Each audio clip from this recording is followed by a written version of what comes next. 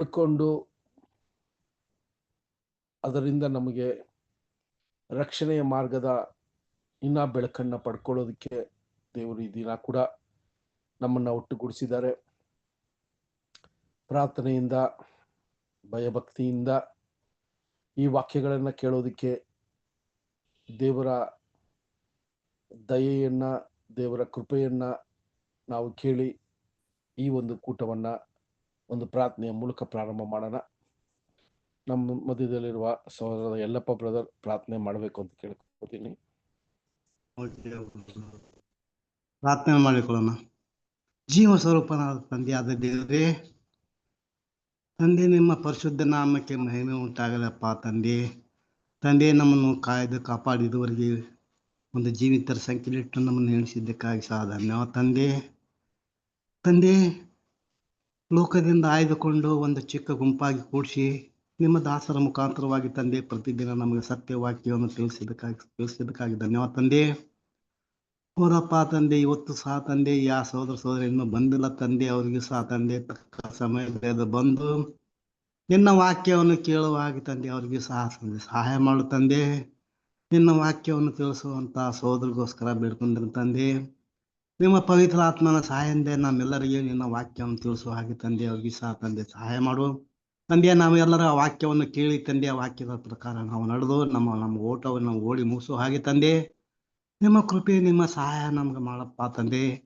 ಹೌದಪ್ಪ ತಂದೆ, ನಿಮ್ಮ ಸಹಾಯ ನಿಮ್ಮ ಕೃಪೆ ಇಲ್ಲದೆ ನಾವು ಏನು ಮಾಡ್ಲಿಕ್ಕೆ ಸಾಧ್ಯ ಇಲ್ಲಪ್ಪ ತಂದೆ. ಆದರೆ ಯಾಕಂದ್ರೆ ತಂದೆ ಅಲ್ಪರು ಅಯೋಗ್ಯರು ಆದಂಥ ನಮ್ಮನ್ನು ಲೋಕದಿಂದ ಆಯ್ದುಕೊಂಡು ನೀವು ಆದಿಯಲ್ಲಿ ಮಾಡಿದ ಸಂಕಲ್ಪದಲ್ಲಿ ನಮಗೊಂದು ಪಾಲನ್ನು ಕೊಟ್ಟು ಇವತ್ತಿನವರೆಗೂ ಕ್ರಿಸ್ತನ ಜ್ಞಾನದಲ್ಲಿ ನಮ್ಗೆಲ್ಲರಿಗೂ ಬೆಳೆಸಿದ್ದಕ್ಕಾಗಿ ಧನ್ಯವಾದ ತಂದೆ.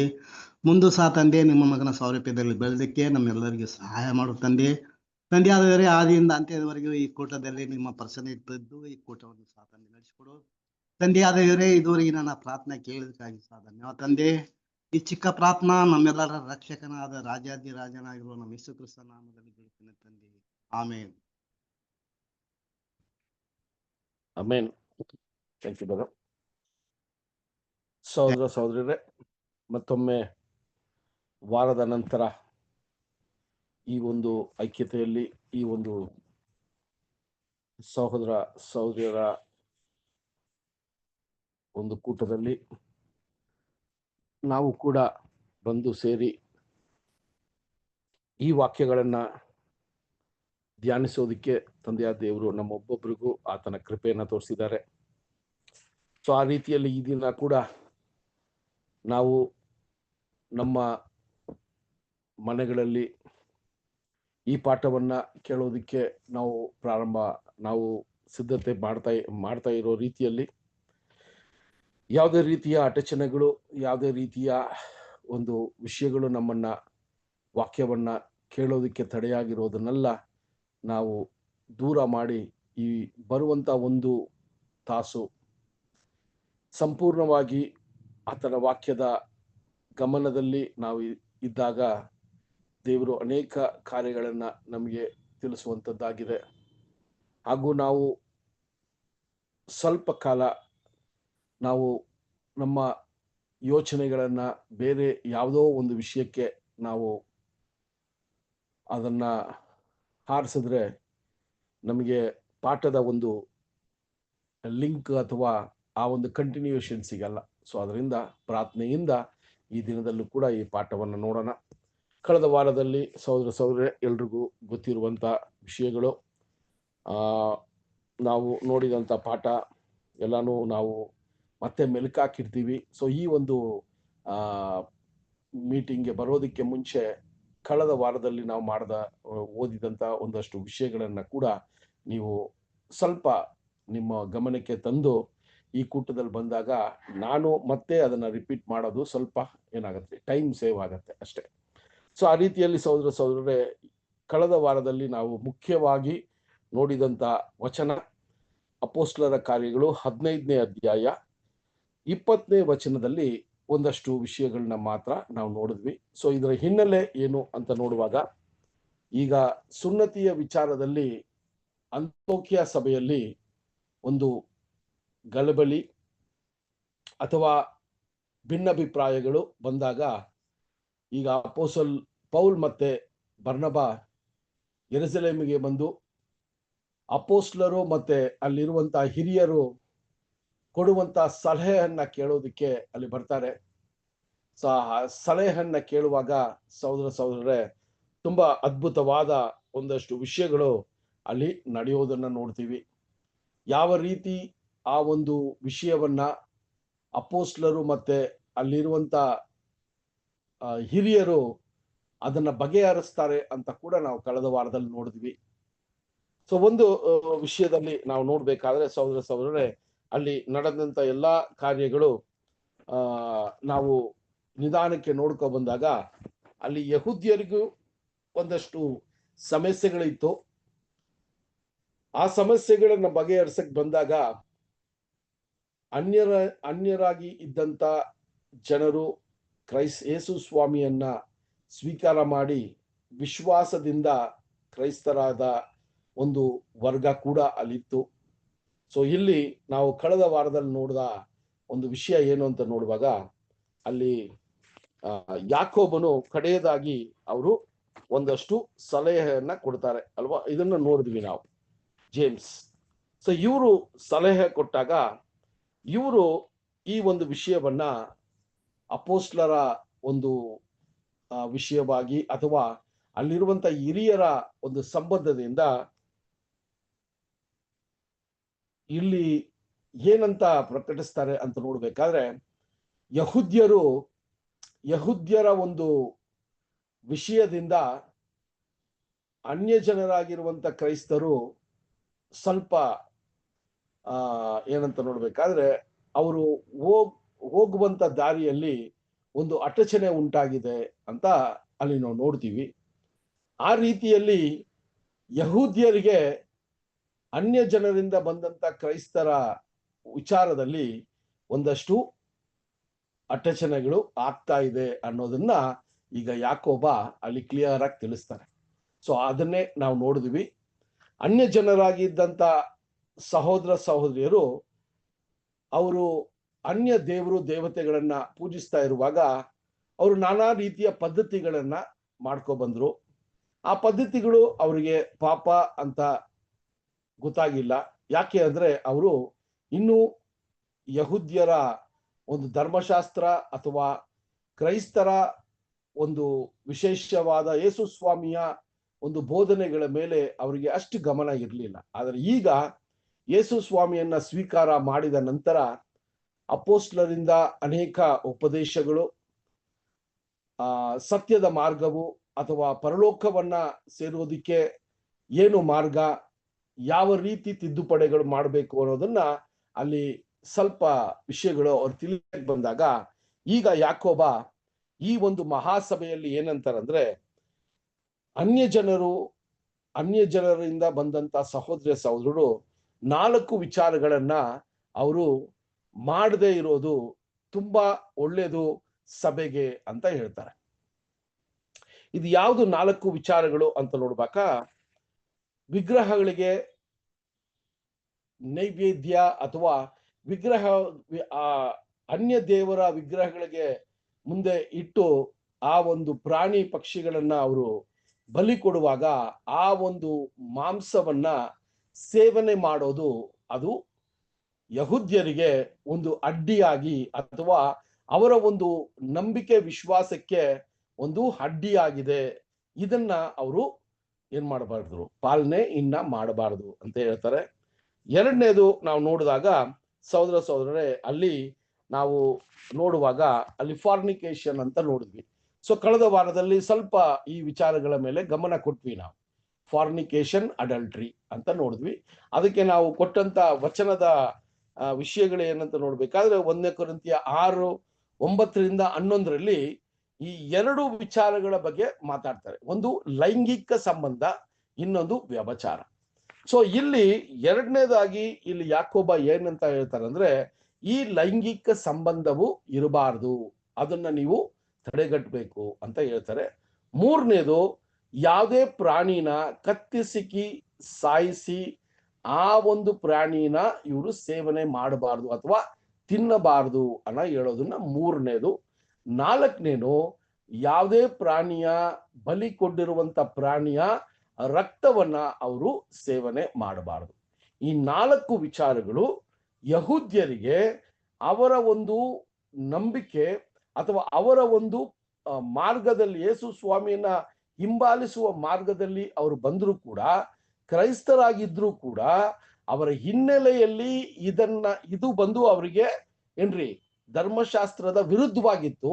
ಅದರಿಂದ ಇದನ್ನ ಆದಷ್ಟು ಅವರು ಇನ್ನೂ ಕ್ರಿಸ್ತನಲ್ಲಿ ಬೆಳೆಯೋದಿಕ್ಕೆ ಅಥವಾ ಕ್ರಿಸ್ತನನ್ನ ಇನ್ನ ಸಂಪೂರ್ಣವಾಗಿ ಆತನ ಬೋಧನೆಗಳನ್ನ, ಆತನ ಒಂದು ಸ್ವಾರ್ಥೆಯನ್ನ, ಆತನ ಸತ್ಯವನ್ನ ಅರಿತುಕೊಳ್ಳೋ ತನಕ ನೀವು ಈ ವಿಚಾರಗಳನ್ನ ಮಾಡದೇ ಇದ್ರೆ ಅವರಿಗೆ ಒಂದು ಅಟಚಣೆ ಆಗಲ್ಲ ಅನ್ನೋದನ್ನ ನಾವು ನೋಡ್ತೀವಿ ಅಲ್ವಾ.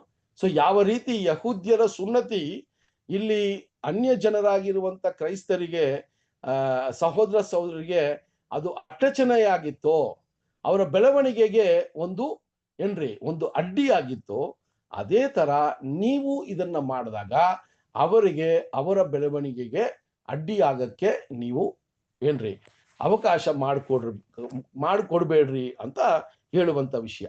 ಸೊ ಇದರಲ್ಲಿ ನಾವು 2 ವಿಷಯಗಳನ್ನ ಕಳೆದ ವಾರದಲ್ಲಿ ನೋಡಿದ್ವಿ ಅಲ್ವಾ. ಸೊ ಇದೆಲ್ಲ ನಿಮಗೆ ಗೊತ್ತಿದೆ, ಅನೇಕ ವಿಷಯಗಳು ಕಳೆದ ವಾರದಲ್ಲಿ ನಾವು ನೋಡಿದ್ದು. ಮೊದಲನೇ 2 ವಿಚಾರ, ಒಂದು ವಿಗ್ರಹಗಳಿಗೆ ಇಟ್ಟು ಪೂಜೆ ಮಾಡಿದಂತ ಮಾಂಸವನ್ನ ಸೇವನೆ ಮಾಡಬಾರದು ಅಥವಾ ತಿನ್ನಬಾರದು ಅನ್ನೋದನ್ನ ಯಾಕೆ ಅಂತ ತುಂಬಾ ಕ್ಲಿಯರ್ ಆಗಿ ನಮ್ಗೆ ಏನ್ ಮಾಡಿದಾರ್ರಿ ಅದನ್ನ ತಿಳಿಸಿದ್ರು. ಅದರಲ್ಲಿ ನಾವು ನೋಡುವಾಗ ಯಹೂದ್ಯರಿಗೆ ಧರ್ಮಶಾಸ್ತ್ರದಲ್ಲಿ ಈ ವಿಚಾರವಾಗಿ ತಂದೆಯ ದೇವರು ಒಂದು ಆಜ್ಞೆಯನ್ನ ಕೂಡ ಕೊಟ್ಟಿದ್ರು. ಅದನ್ನ ನೀವು ಏನ್ ಮಾಡಬಾರ್ದು, ನೀವು ಸ್ಟಡಿ ಮಾಡ್ಬೋದು. ಈ 4 ವಿಚಾರಗಳು ಯಹೂದ್ಯರಿಗೆ ಯಾಕೆ ಅದು ಅಡ್ಡಿಯಾಗಿತ್ತು ಅಥವಾ ಧರ್ಮಶಾಸ್ತ್ರದಲ್ಲಿ ಎಲ್ಲಿ ಈ 4 ವಿಚಾರಗಳ ಬಗ್ಗೆ ಮಾತಾಡ್ತಾರೆ ಅನ್ನೋದನ್ನ ಏನ್ ಮಾಡ್ರಿ, ಒಂದು ಹೋಮ್ವರ್ಕ್ ತರ ಇಟ್ಕೊಳ್ಳಿ. ಇಲ್ಲಿ ವಚನಗಳಿದೆ, ಬಟ್ ನಾನೀಗ ಏನಂದ್ರೆ ಒಂದು ಹೋಮ್ವರ್ಕ್ ತರ ನಿಮ್ಗೆ ಅಲ್ವಾ. ಸೊ ನೀವೇನ್ ಮಾಡ್ರಿ ಅಂದ್ರೆ ಈ 4 ವಿಚಾರಗಳು ಧರ್ಮಶಾಸ್ತ್ರದಲ್ಲಿ ಯಹೂದ್ಯರಿಗೆ ಅಥವಾ ಇಸ್ರೇಲ್ ಜನಾಂಗಕ್ಕೆ ದೇವರು ಎಲ್ಲಿ ಕೊಟ್ಟಿದ್ರು ಅನ್ನೋದನ್ನ ನೀವೇನ್ ಮಾಡ್ರಿ, ನೀವು ಸರ್ಚ್ ಮಾಡಿದಾಗ ನಿಮಗೆ ಸಿಗತ್ತೆ, ರೆಫರೆನ್ಸ್ ಸಿಗತ್ತೆ, ಸರಿನಾ. ಸೊ ಇದು 1ನೇ ವಿಚಾರ. 2ನೇ ವಿಚಾರ ಏನಂತ ನೋಡ್ಬೇಕಾದ್ರೆ ಈ ಲೈಂಗಿಕ ಸಂಬಂಧಗಳು ಅಂತ ಹೇಳಿದಾಗ ಆ ದೇವದಾಸಿಯರು ಅನ್ನೋ ಒಂದು ವಿಷಯವನ್ನ ನಾವು ಕಳೆದ ವಾರದಲ್ಲಿ ಒಂದಷ್ಟು ಕಾರ್ಯಗಳನ್ನ ನೋಡಿದ್ವಿ, ಸರಿನಾ. ಸೊ ಈಗ ನಾವು ಏನ್ ಮಾಡೋಣ, ಮಿಕ್ಕಿರೋ 2 ವಿಚಾರಗಳನ್ನ ಸ್ವಲ್ಪ ಬೇಗನೆ ಈ 2 ವಿಚಾರಗಳನ್ನ ನೋಡಿ ಮುಂದೆ ನಾವು ಪಾಠದಲ್ಲಿ ಇನ್ನ ಒಂದಷ್ಟು ವಿಷಯಗಳನ್ನ ನೋಡೋಣ, ಸರಿನಾ. ಸೊ ಈಗ 3ನೇ ವಿಷಯ ಏನು ಅದು ಅಡ್ಡಿಯಾಗಿದೆ ಯಹೂದ್ಯ ಕ್ರೈಸ್ತರಿಗೆ ಅಂತ ನೋಡ್ಬೇಕಾದ್ರೆ, ಒಂದು ಪ್ರಾಣಿಯನ್ನೋ ಅಥವಾ ಯಾವುದೇ ಒಂದು ಮೃಗವನ್ನೋ ಕತ್ತಿಸಿ ಸತ್ತ ಮೇಲೆ ಅದನ್ನ ಸೇವನೆ ಮಾಡುವ ಒಂದು ಪದ್ಧತಿ ಅನ್ಯ ಜನರಲ್ಲಿ ಇದು ಇತ್ತು ಅಂತ ನಾವು ನೋಡ್ತೀವಿ. ಯಾಕಂದ್ರೆ ಇದನ್ನ ಯಾಕೋಬ ಇಷ್ಟು ಸ್ಪಷ್ಟವಾಗಿ ಹೇಳ್ತಾ ಇದ್ದಾರೆ ಅಂದ್ರೆ, ಅಲ್ಲಿ ಅನ್ಯ ಜನರಲ್ಲಿ ನಡೀತಾ ಇದ್ದಂತ ಪ್ರಬಲವಾದ ಪದ್ಧತಿಗಳು ಇದಾಗಿತ್ತು. ಇದಕ್ಕೆ ಯಹೂದ್ಯರಿಗೂ ಅನ್ಯ ಜನರಿಗೂ ವ್ಯತ್ಯಾಸಗಳು ಅತಿ ಹೆಚ್ಚಾಗಿತ್ತು. ಅದರಿಂದ ಯಹೂದ್ಯರು ಇವ್ರನ್ನ, ಅನ್ಯ ಜನರನ್ನ ಅವರು ಅಶುದ್ಧರು ಅಂತ ಅವರು ನೋಡ್ತಾ ಇದ್ರು ಅವ್ರನ್ನ ಅಂತ ನೋಡ್ತೀವಿ. ಆದ್ರೆ ಕ್ರಿಸ್ತನಲ್ಲಿ ಬಂದ ನಂತರ ಅಶುದ್ಧರು ಅನ್ನೋ ನೋಡುವ ಒಂದು ವಿಚಾರ ಅಲ್ಲಿ ತಡೆಗಟ್ಟಬೇಕಾದ್ರೆ ಒಂದಷ್ಟು ವಿಚಾರಗಳಲ್ಲಿ ಒಂದು ಅಂಡರ್ಸ್ಟ್ಯಾಂಡಿಂಗ್ ಬರಬೇಕು ಇಬ್ರು ಅನ್ನೋದನ್ನೇ ಇಲ್ಲಿ ಯಾಕೋಬ ಈ ವಿಚಾರಗಳನ್ನ ತಿಳಿಸ್ತಾರೆ ಅಲ್ವಾ. ಸೊ ಇಲ್ಲಿ ನಾವು ನೋಡುವಾಗ ಸಹೋದರರೇ 3ನೇ ವಿಷಯ ಏನು ಅಂತ ನೋಡ್ಬೇಕಾದ್ರೆ, ಯಾವುದೇ ಪ್ರಾಣಿನೋ ಅಥವಾ ಯಾವುದೇ ಒಂದು ಮೃಗವನ್ನ ಪ್ರಾಣಿಯನ್ನ ಕತ್ತಿಸಿ ಸಾಯಿಸಿ ಅದಾದ ನಂತರ ಸೇವನೆ ಮಾಡುವ ಒಂದು ವಿಚಾರ ಅನ್ಯ ಜನರಲ್ಲಿ ಇತ್ತು ಅಂತ ನೋಡ್ತೀವಿ. ಸೊ ಇದರ ಒಂದು ಯಾಕೆ ಈ ರೀತಿಯ ಒಂದು ಕಾರ್ಯಗಳನ್ನ, ಈ ಪದ್ಧತಿಗಳನ್ನ ಅನ್ಯ ಜನರಾಗಿರೋರು ಇದು ಮಾಡ್ತಾ ಇದ್ರು ಅಂತ ನೋಡ್ಬೇಕಾದ್ರೆ, ಸಹೋದರರೇ ಇಲ್ಲಿ ಏನು ಒಂದು ಪದ್ಧತಿ ನಡೀತಾ ಇದೆ ಅಂದ್ರೆ, ಈಗ ಸಪೋಸ್ ಒಂದು ವಿಷಯ ತಗೊಳ್ಳಿ, ಕೋಳಿ ತಗೊಳ್ಳಿ ಅಲ್ವಾ. ಸೊ ಕೋಳಿನ ಕಟ್ ಮಾಡಿ ರಕ್ತ ಹೋದ ನಂತರ ತಿನ್ನೋದು ನಮ್ಮ ಸಾಮಾನ್ಯವಾಗಿ ನಾವು ನೋಡ್ತೀವಿ ಈಗ. ಆದ್ರೆ ಅವರು ಏನ್ ಮಾಡ್ತಾ ಇದ್ರು ಅವಾಗ ಅಂದ್ರೆ, ಆ ಕೋಳಿಯ ಕತ್ತನ್ನ ಮುರಿದು ಅದು ಯಾವುದೇ ರೀತಿಯ ರಕ್ತ ಆಚೆ ಬರದೆ ಇರಂಗೆ ಅದನ್ನ ಸಾಯಿಸಿ ಅದಾದ ನಂತರ ಕೋಳಿಯನ್ನ ತಿಂತಾ ಇದ್ರು ಅನ್ನೋ ಒಂದು ಎಕ್ಸಾಂಪಲ್ ನಾನು ಕೊಡ್ತಾ ಇದ್ದೀನಿ. ಯಾಕೆ ಅಂದ್ರೆ ಆ ರಕ್ತ ಆ ಮಾಂಸದಲ್ಲಿ ಇದ್ದಾಗ, ಆ ರಕ್ತವು ಆ ಒಂದು ದೇಹದಲ್ಲಿ ಇದ್ದಾಗ ಸತ್ರು ಕೂಡ ಆ ರಕ್ತವನ್ನ ಆ ಆ ಒಂದು ಮಾಂಸವು ಹೀರ್ಕೊಂಡಾಗ ಆ ಮಾಂಸದ ರುಚಿ ಬೇರೆ ಇರ್ತದೆ ಅನ್ನುವ ಒಂದು ಭಾವನೆ ಅವರಲ್ಲಿ ಇತ್ತು ಅಂತ ನೋಡ್ತೀವಿ. ಇದನ್ನೇ ನಾವು ಯಾಕೋಬ ಈ ವಿಚಾರವನ್ನ ಈಗ ತಿಳಿಸ್ತಾ ಇದ್ದಾರೆ. ಈ ರೀತಿಯ ಒಂದು ಕಾರ್ಯಗಳು ನಿಮ್ಮಲ್ಲಿ ನಿಮ್ಮ ಹಳೆ ಒಂದು ನಂಬಿಕೆ, ಹಳೆ ಒಂದು ಮಾರ್ಗದಲ್ಲಿ ನೀವು ಇದೆಲ್ಲ ಮಾಡ್ತಾ ಇದ್ರಿ. ಆದ್ರೆ ಇದು ಯಹೂದ್ಯರಿಗೆ ಸ್ವಲ್ಪ ಅಡ್ಡಿಯಾಗಿ ಅಥವಾ ಅವರ ಒಂದು ವಿಶ್ವಾಸಕ್ಕೆ ಅಥವಾ ಅವರ ಒಂದು ಜೀವಿತಕ್ಕೆ ಒಂದು ಅಡ್ಡಿಯಾಗಿದೆ ಅಂತ ಕೂಡ ಇಲ್ಲಿ ಹೇಳುವಂತದ್ದಾಗಿದೆ ಸಹೋದರರೇ. ಸೊ ಅದರಿಂದ ಈ ವಿಚಾರಗಳೆಲ್ಲ ನಾವು ನೋಡುವಾಗ ಕ್ರಿಸ್ತನಲ್ಲಿ ಬಂದ ಪ್ರಾರಂಭದಲ್ಲಿ ಇದೆಲ್ಲ ಏನಾಗಿತ್ರಿ, ಇದೆಲ್ಲ ಬೇಕಾಗಿತ್ತು. ಯಾಕಂದ್ರೆ ಈಗ ನಮ್ಮ ತರ ಸತ್ಯವೇದದ ಹೊಸ ಒಡಂಬಡಿಕೆ ಅವ್ರ ಕೈಯಲ್ಲಿ ಇರ್ಲಿಲ್ಲ.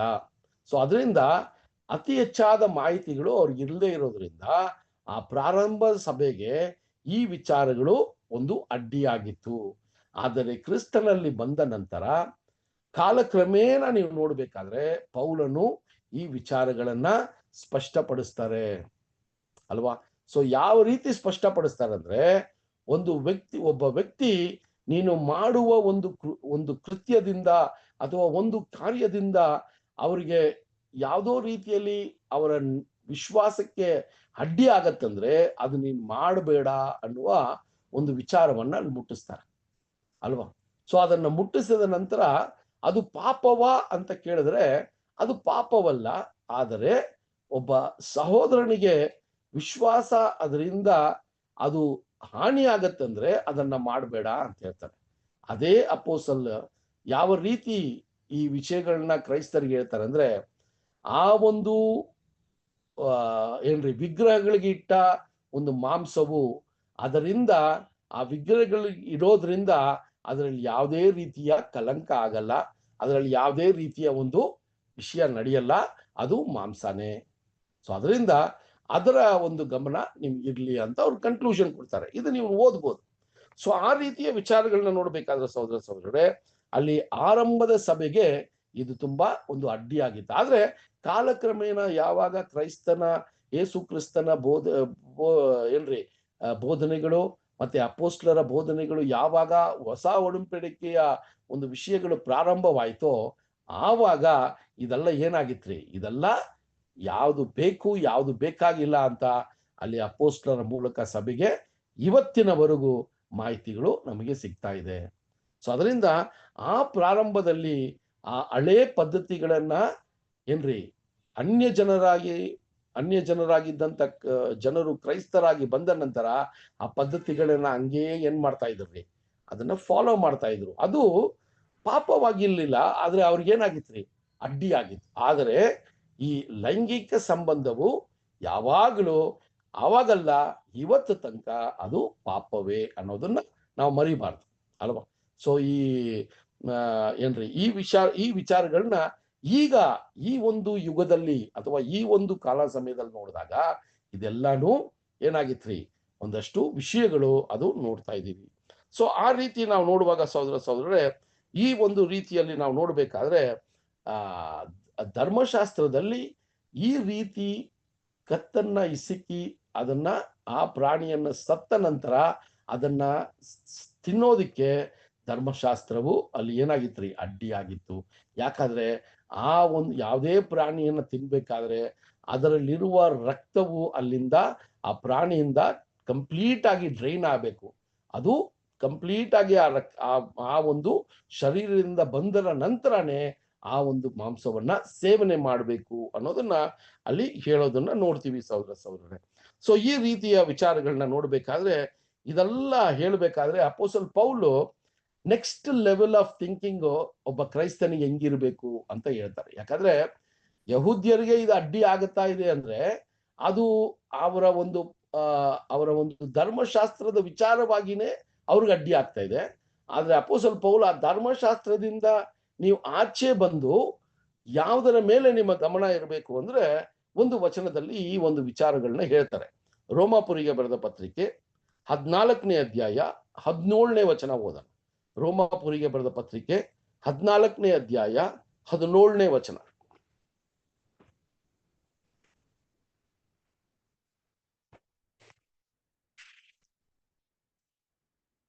ಓದ್ತೀರಾ ಯಾರು? ಯಾಕೆಂದರೆ ತಿನ್ನುವುದು ಕುಡಿಯುವುದು ದೇವರ ರಾಜ್ಯವಲ್ಲ, ನೀತಿಯೂ ಸಮಾಧಾನವೂ ಪವಿತ್ರಾತ್ಮನಿಂದಾಗುವ ಆನಂದವೂ ಆಗಿದೆ. ನೋಡ್ರಿ, ಇಲ್ಲಿ ಅಪೊಸ್ತಲ ಪೌಲು ಈ ವಿಚಾರಗಳನ್ನ ಹೇಳುವಾಗ ಇದು ಧರ್ಮಶಾಸ್ತ್ರದ ವಿಚಾರವಾಗಿ ನೀವು ಇದನ್ನ ನೋಡಿ ಅದರಲ್ಲಿ ನಿಮ್ಗೆ ಒಂದು ಅಡ್ಡಿಯಾಗಿ ಕಾಣ್ತಾ ಇದೆ. ಅದೇ ರೀತಿಯಲ್ಲಿ ಅನ್ಯ ಜನರಿಂದ ಬಂದಂತವ್ರಿಗೆ ಸುನ್ನತಿ ಒಂದು ಅಡ್ಡಿಯಾಗಿ ಕಾಣುತ್ತೆ. ಆದ್ರೆ ಇದೆಲ್ಲ ಒಂದು ಆಚಾರ ವಿಚಾರಗಳೇ ವಿನಃ ಇದರಿಂದ ದೇವರ ರಾಜ್ಯದ ವಿಷಯಗಳು ನಿಮಗೆ ಏನಾಗ್ಬೇಕ್ರಿ, ನೀವು ಗಮನ ಕೊಡಬೇಕು. ಅದನ್ನೇ ಹೇಳ್ತಾರೆ ಇಲ್ಲಿ. ಏನಂತ ಹೇಳ್ತಾರೆ ಅಂದ್ರೆ ತಿನ್ನೋದು ಮತ್ತು ಕುಡಿಯೋದು ಅಂತ ಹೇಳುವಾಗ ಈ ಸಂಬಂಧವಾಗಿ ನೀವು ಇನ್ನೂ ಏನ್ ಮಾಡಬೇಡ್ರಿ, ಈ ವಿಚಾರಗಳನ್ನೇ ನೋಡ್ತಾ ಇರ್ಬೇಡ್ರಿ.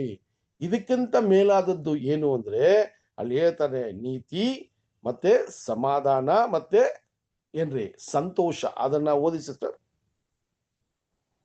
ಅದ್ ನೋಡ್ಬೋದು ಇನ್ನೊಂದ್ಸರಿ. ನೀತಿಯು ಸಮಾಧಾನವು ಪವಿತ್ರಾತ್ಮನಿಂದ ಆಗುವ ಆನಂದವೂ ಆಗಿದೆ. ಆನಂದವು ಅಲ್ವಾ, ಪವಿತ್ರಾತ್ಮನಿಂದ ಆಗುವಂತ ಆನಂದವು. ಇದರ ಮೇಲೆ ನಿಮ್ಮನ್ನ ಗಮನ ಕೊಡಿ. ನೀವು ತಿನ್ನೋದು ನೀವು ಕುಡಿಯೋದು ಅದು ನಮಗೆ ಅಡ್ಡಿ ಆಗ್ತಾ ಇದೆ, ಇದು ನಮಗೆ ಅಡ್ಡಿ ಆಗ್ತಾ ಇದೆ ಅಂತ ಇದರ ಮೇಲೆ ಗಮನ ಕೊಡಬೇಡ್ರಿ ಅನ್ನುವ ಒಂದು ವಿಷಯವನ್ನ ಪೌಲನು ಯಾವಾಗ ಕ್ರಿಸ್ತನಲ್ಲಿ ಬಂದ ನಂತರ ಧರ್ಮಶಾಸ್ತ್ರದು ಏನ್ರಿ ಅಲ್ಲಿ ಏನಾಗತ್ತೆ, ಧರ್ಮಶಾಸ್ತ್ರವು ಅಲ್ಲಿ ಹೋಯ್ತು, ಇಲ್ಲಿ ಅನ್ಯ ಜನರ ಒಂದು ಪದ್ಧತಿಗಳು ಅಲ್ಲಿ ತೆಗೆದಾಕ್ಬೇಕು ಅನ್ನುವ ವಿಚಾರವನ್ನ ಅಲ್ಲಿ ಹೇಳೋದನ್ನ ನಾವು ನೋಡ್ತೀವಿ ಸಹೋದರರೇ. ಸೊ ಆ ರೀತಿಯ ವಿಚಾರಗಳನ್ನ ನೋಡ್ಬೇಕಾದ್ರೆ ಅಲ್ಲಿ ಈ ಕಾರ್ಯಗಳು ತುಂಬಾ ಒಂದು ದೊಡ್ಡ ಒಂದು ಪ್ರಮಾಣದಲ್ಲಿ ಆರಂಭದ ಸಭೆಯಲ್ಲಿ ಅನೇಕ ವಿಚಾರಗಳು ಗೊತ್ತಿಲ್ಲದೆ ಇರೋದ್ರಿಂದ ಇದರ ಮೇಲೆ ಇವರ ಗಮನಗಳು ಇತ್ತು. ಅವರ ಪದ್ಧತಿಗಳು, ಅವರ ಆಚಾರ ವಿಚಾರಗಳು ಇದು ಇವರುಗಳಿಗೆ ಅಡ್ಡಿಯಾಗಿ ಕಾಣ್ತು. ಆದರೆ ಅಲ್ಲಿ ತುಂಬಾ ಮೂಲಭೂತವಾದ ವಿಷಯ ಏನಂದ್ರೆ ಕ್ರಿಸ್ತನಲ್ಲಿ ಯಾವ ರೀತಿ ನೀತಿಯನ್ನ ಹುಡುಕ್ಬೇಕು, ಕ್ರಿಸ್ತನಲ್ಲಿ ಯಾವ ರೀತಿ ಸಮಾಧಾನವನ್ನ ಪಡ್ಕೋಬೇಕು, ಕ್ರಿಸ್ತನಲ್ಲಿ ಯಾವ ರೀತಿ ಪವಿತ್ರಾತ್ಮನ ಒಂದು ಅನುಗ್ರಹದಿಂದ ಆನಂದವಾಗಿರ್ಬೇಕು ಅನ್ನೋದನ್ನ ನೀವು ಹುಡುಕ್ರಿ ಅಂತ ಹೇಳುವಂತ ವಿಷಯ ಸಹೋದರರೇ. ಸೊ ಆ ರೀತಿ ಆ ಸಮಯದಲ್ಲಿ ಸಭೆ ತುಂಬಾ ಏನಾಗಿತ್ರಿ, ಫ್ರೆಶ್ ಆಗಿತ್ತು. ತುಂಬಾ ಏನ್ರಿ ಒಂದು ಕೂಸಿನ ಒಂದು ಕಾಲ ಅವಧಿಯಲ್ಲಿ ಇತ್ತು. ಅದರಿಂದ ಬೆಳವಣಿಗೆಯ ಕೊರತೆ ಇತ್ತು. ಅದರಿಂದ ಇಬ್ರು ವರ್ಗದವರೂ ಅವರ ಹಳೆ ಪದ್ಧತಿಗಳ ಮೇಲೆ ಅವರ ವಿಶ್ವಾಸವನ್ನ ಇಟ್ಟಿದ್ರು. ಆದ್ರೆ ಇದು ಎರಡನ್ನೂ ತೆಗೆದಾಕಿ ಕ್ರಿಸ್ತನಲ್ಲಿ ಬಂದ ನಂತರ ಯಾವುದರ ಮೇಲೆ ನಿಮ್ಮ ಗಮನ ಇರಬೇಕು ಅಂತ ಕೂಡ ಅಲ್ಲಿ ಹೇಳ್ತಾರೆ ಸಹೋದರರೇ. ಸೊ ಮೂರನೇ ವಿಚಾರ ನಮಗೆ ಗೊತ್ತಿದೆ. ಸೊ ಯಾಕೆ ಆ ಕತ್ತಿಸಿಗಿ ಸತ್ತಿರುವ ಒಂದು ವಿಚಾರಗಳನ್ನ ನೀವು ತಿನ್ನಬಾರ್ದು ಅಂತ ಹೇಳ್ಬೇಕಾದ್ರೆ ಆ ರಕ್ತವು ಯಹೂದ್ಯರಿಗೆ ಒಂದು ಜೀವ ಅಂತ ಅಲ್ಲಿ ಏನ್ರಿ ಧರ್ಮಶಾಸ್ತ್ರದಲ್ಲಿ ಇದ್ದದ್ದನ್ನ ಅಲ್ಲಿ ನೋಡ್ತೀವಿ. ಸೊ ನಾಲ್ಕನೇದು ಕಡೆಯದಾಗಿ ರಕ್ತವು ಅಂತ ಕೂಡ ಹೇಳ್ತಾರೆ ಅಲ್ವಾ. ಸೊ ಈ ರಕ್ತವು ಅಂತ ಹೇಳುವಾಗ ಇದು ಕೂಡ ಯಹೂದ್ಯರಿಗೆ ಒಂದು ಆಜ್ಞೆಯಾಗಿತ್ತು. ಇದೆಲ್ಲ ನಾವು ನೋಡ್ತೀವಿ, ನಿಮ್ಮೆಲ್ಲ ಓದಿರ್ತೀರ. ಸೊ ಇದು ಕೂಡ ಒಂದು ಆಜ್ಞೆಯಾಗಿ ದೇವರು ಧರ್ಮಶಾಸ್ತ್ರದಲ್ಲಿ ಕೊಟ್ಟಿದ್ರು ಸಹೋದರರೇ. ಸೊ ಇದನ್ನ ನೀವು ನೋಡುವಾಗ ಈ ವಿಚಾರಗಳನ್ನ ನೋಡುವಾಗ ಇದನ್ನೇ ನಾಲ್ಕನೇ ವಿಚಾರವಾಗಿ ನೋಡ್ಬೇಕಾದ್ರೆ ಸಹೋದರರೇ ಈ ಒಂದು ವಿಷಯವನ್ನ ಕೂಡ ಅನ್ಯ ಜನರಾಗಿ ಇರುವಂತ ಜನರು ಇದನ್ನ ಏನ್ ಮಾಡ್ತಾ ಇದ್ರಿ, ಆ ಒಂದು ಪ್ರಾಣಿಯ ಮತ್ತೆ ಆ ಪ್ರಾಣಿಗಳನ್ನ ಏನ್ರಿ ಆ ಬಲಿಗೋಸ್ಕರ ಅದನ್ನ ಸಾಯಿಸಿದ ನಂತರ ಅದರ ರಕ್ತವನ್ನ ಹಿಡಿದು ಆ ರಕ್ತವನ್ನ ಸೇವನೆ ಮಾಡ್ತಾ ಇದ್ರು. ಇದೆಲ್ಲ ಕೂಡ ಅಲ್ಲಿ ಆ ಒಂದು ಅನ್ಯ ಜನರ ಮಧ್ಯದಲ್ಲಿ ಈ ರೀತಿಯ ಕ್ರೂರವಾದ ವಿಷಯಗಳು ಅಲ್ಲಿ ನಡೀತಾ ಇತ್ತು ಸಹೋದರರೇ. ಸೊ ಆ ರಕ್ತವನ್ನ ನೀವು ಕುಡಿಯಬಾರ್ದು. ಯಾಕಾದ್ರೆ ಯಹೂದ್ಯರಿಗೆ ರಕ್ತವನ್ನ ಕುಡಿದ್ರೆ ಅದು ರಕ್ತವು ಜೀವಕ್ಕೆ ಸಂಬಂಧಪಟ್ಟಿದ್ದು ಅನ್ನೋದನ್ನ ನಾವು ಒಂದು ವಚನವನ್ನ ನೋಡೋಣ. ಮಿಕ್ಕಿರೋ ವಚನಗಳನ್ನ ನೀವು ಈ 3 ವಿಷಯಗಳ ವಚನಗಳನ್ನ ಹಳೆ ಒಡன்பಡಿಕೆಯಲ್ಲಿ ಧರ್ಮಶಾಸ್ತ್ರದಲ್ಲಿ ಎಲ್ಲಿ ಬರೆದಿದ್ದಾರೆ ಅನ್ನೋದನ್ನ ಒಂದು ಹೋಮ್ವರ್ಕ್ ಮಾಡಿ. ಸೊ ಇದು ಲಾಸ್ಟ್ ಆಗಿ ಒಂದು ವಿಷಯ ನೋಡ್ಬೇಕಾದ್ರೆ, ಈ ರಕ್ತದ ಸಂಬಂಧವಾಗಿ ನೀವು ನೋಡ್ಬೇಕಾದ್ರೆ ಯಾಜಕ ಕಾಂಡ 3ನೇ ಅಧ್ಯಾಯ 17ನೇ ವಚನ ಓದೋಣ. ಯಾಜಕ ಕಾಂಡ 3ನೇ ಅಧ್ಯಾಯ 17ನೇ ವಚನ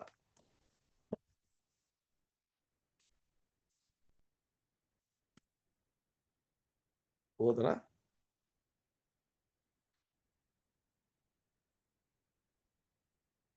ಯಾರು ಓದ್ತೀರಾ? ಮ್ಯೂಟ್ ತೆಗಿಬೇಕು ಅನ್ಸುತ್ತೆ. ರಕ್ತವನ್ನಾಗಲಿ ತಿನ್ನೋ ಮೂರನೇ ಅಧ್ಯಾಯ ಓದಿ ಓದಿ.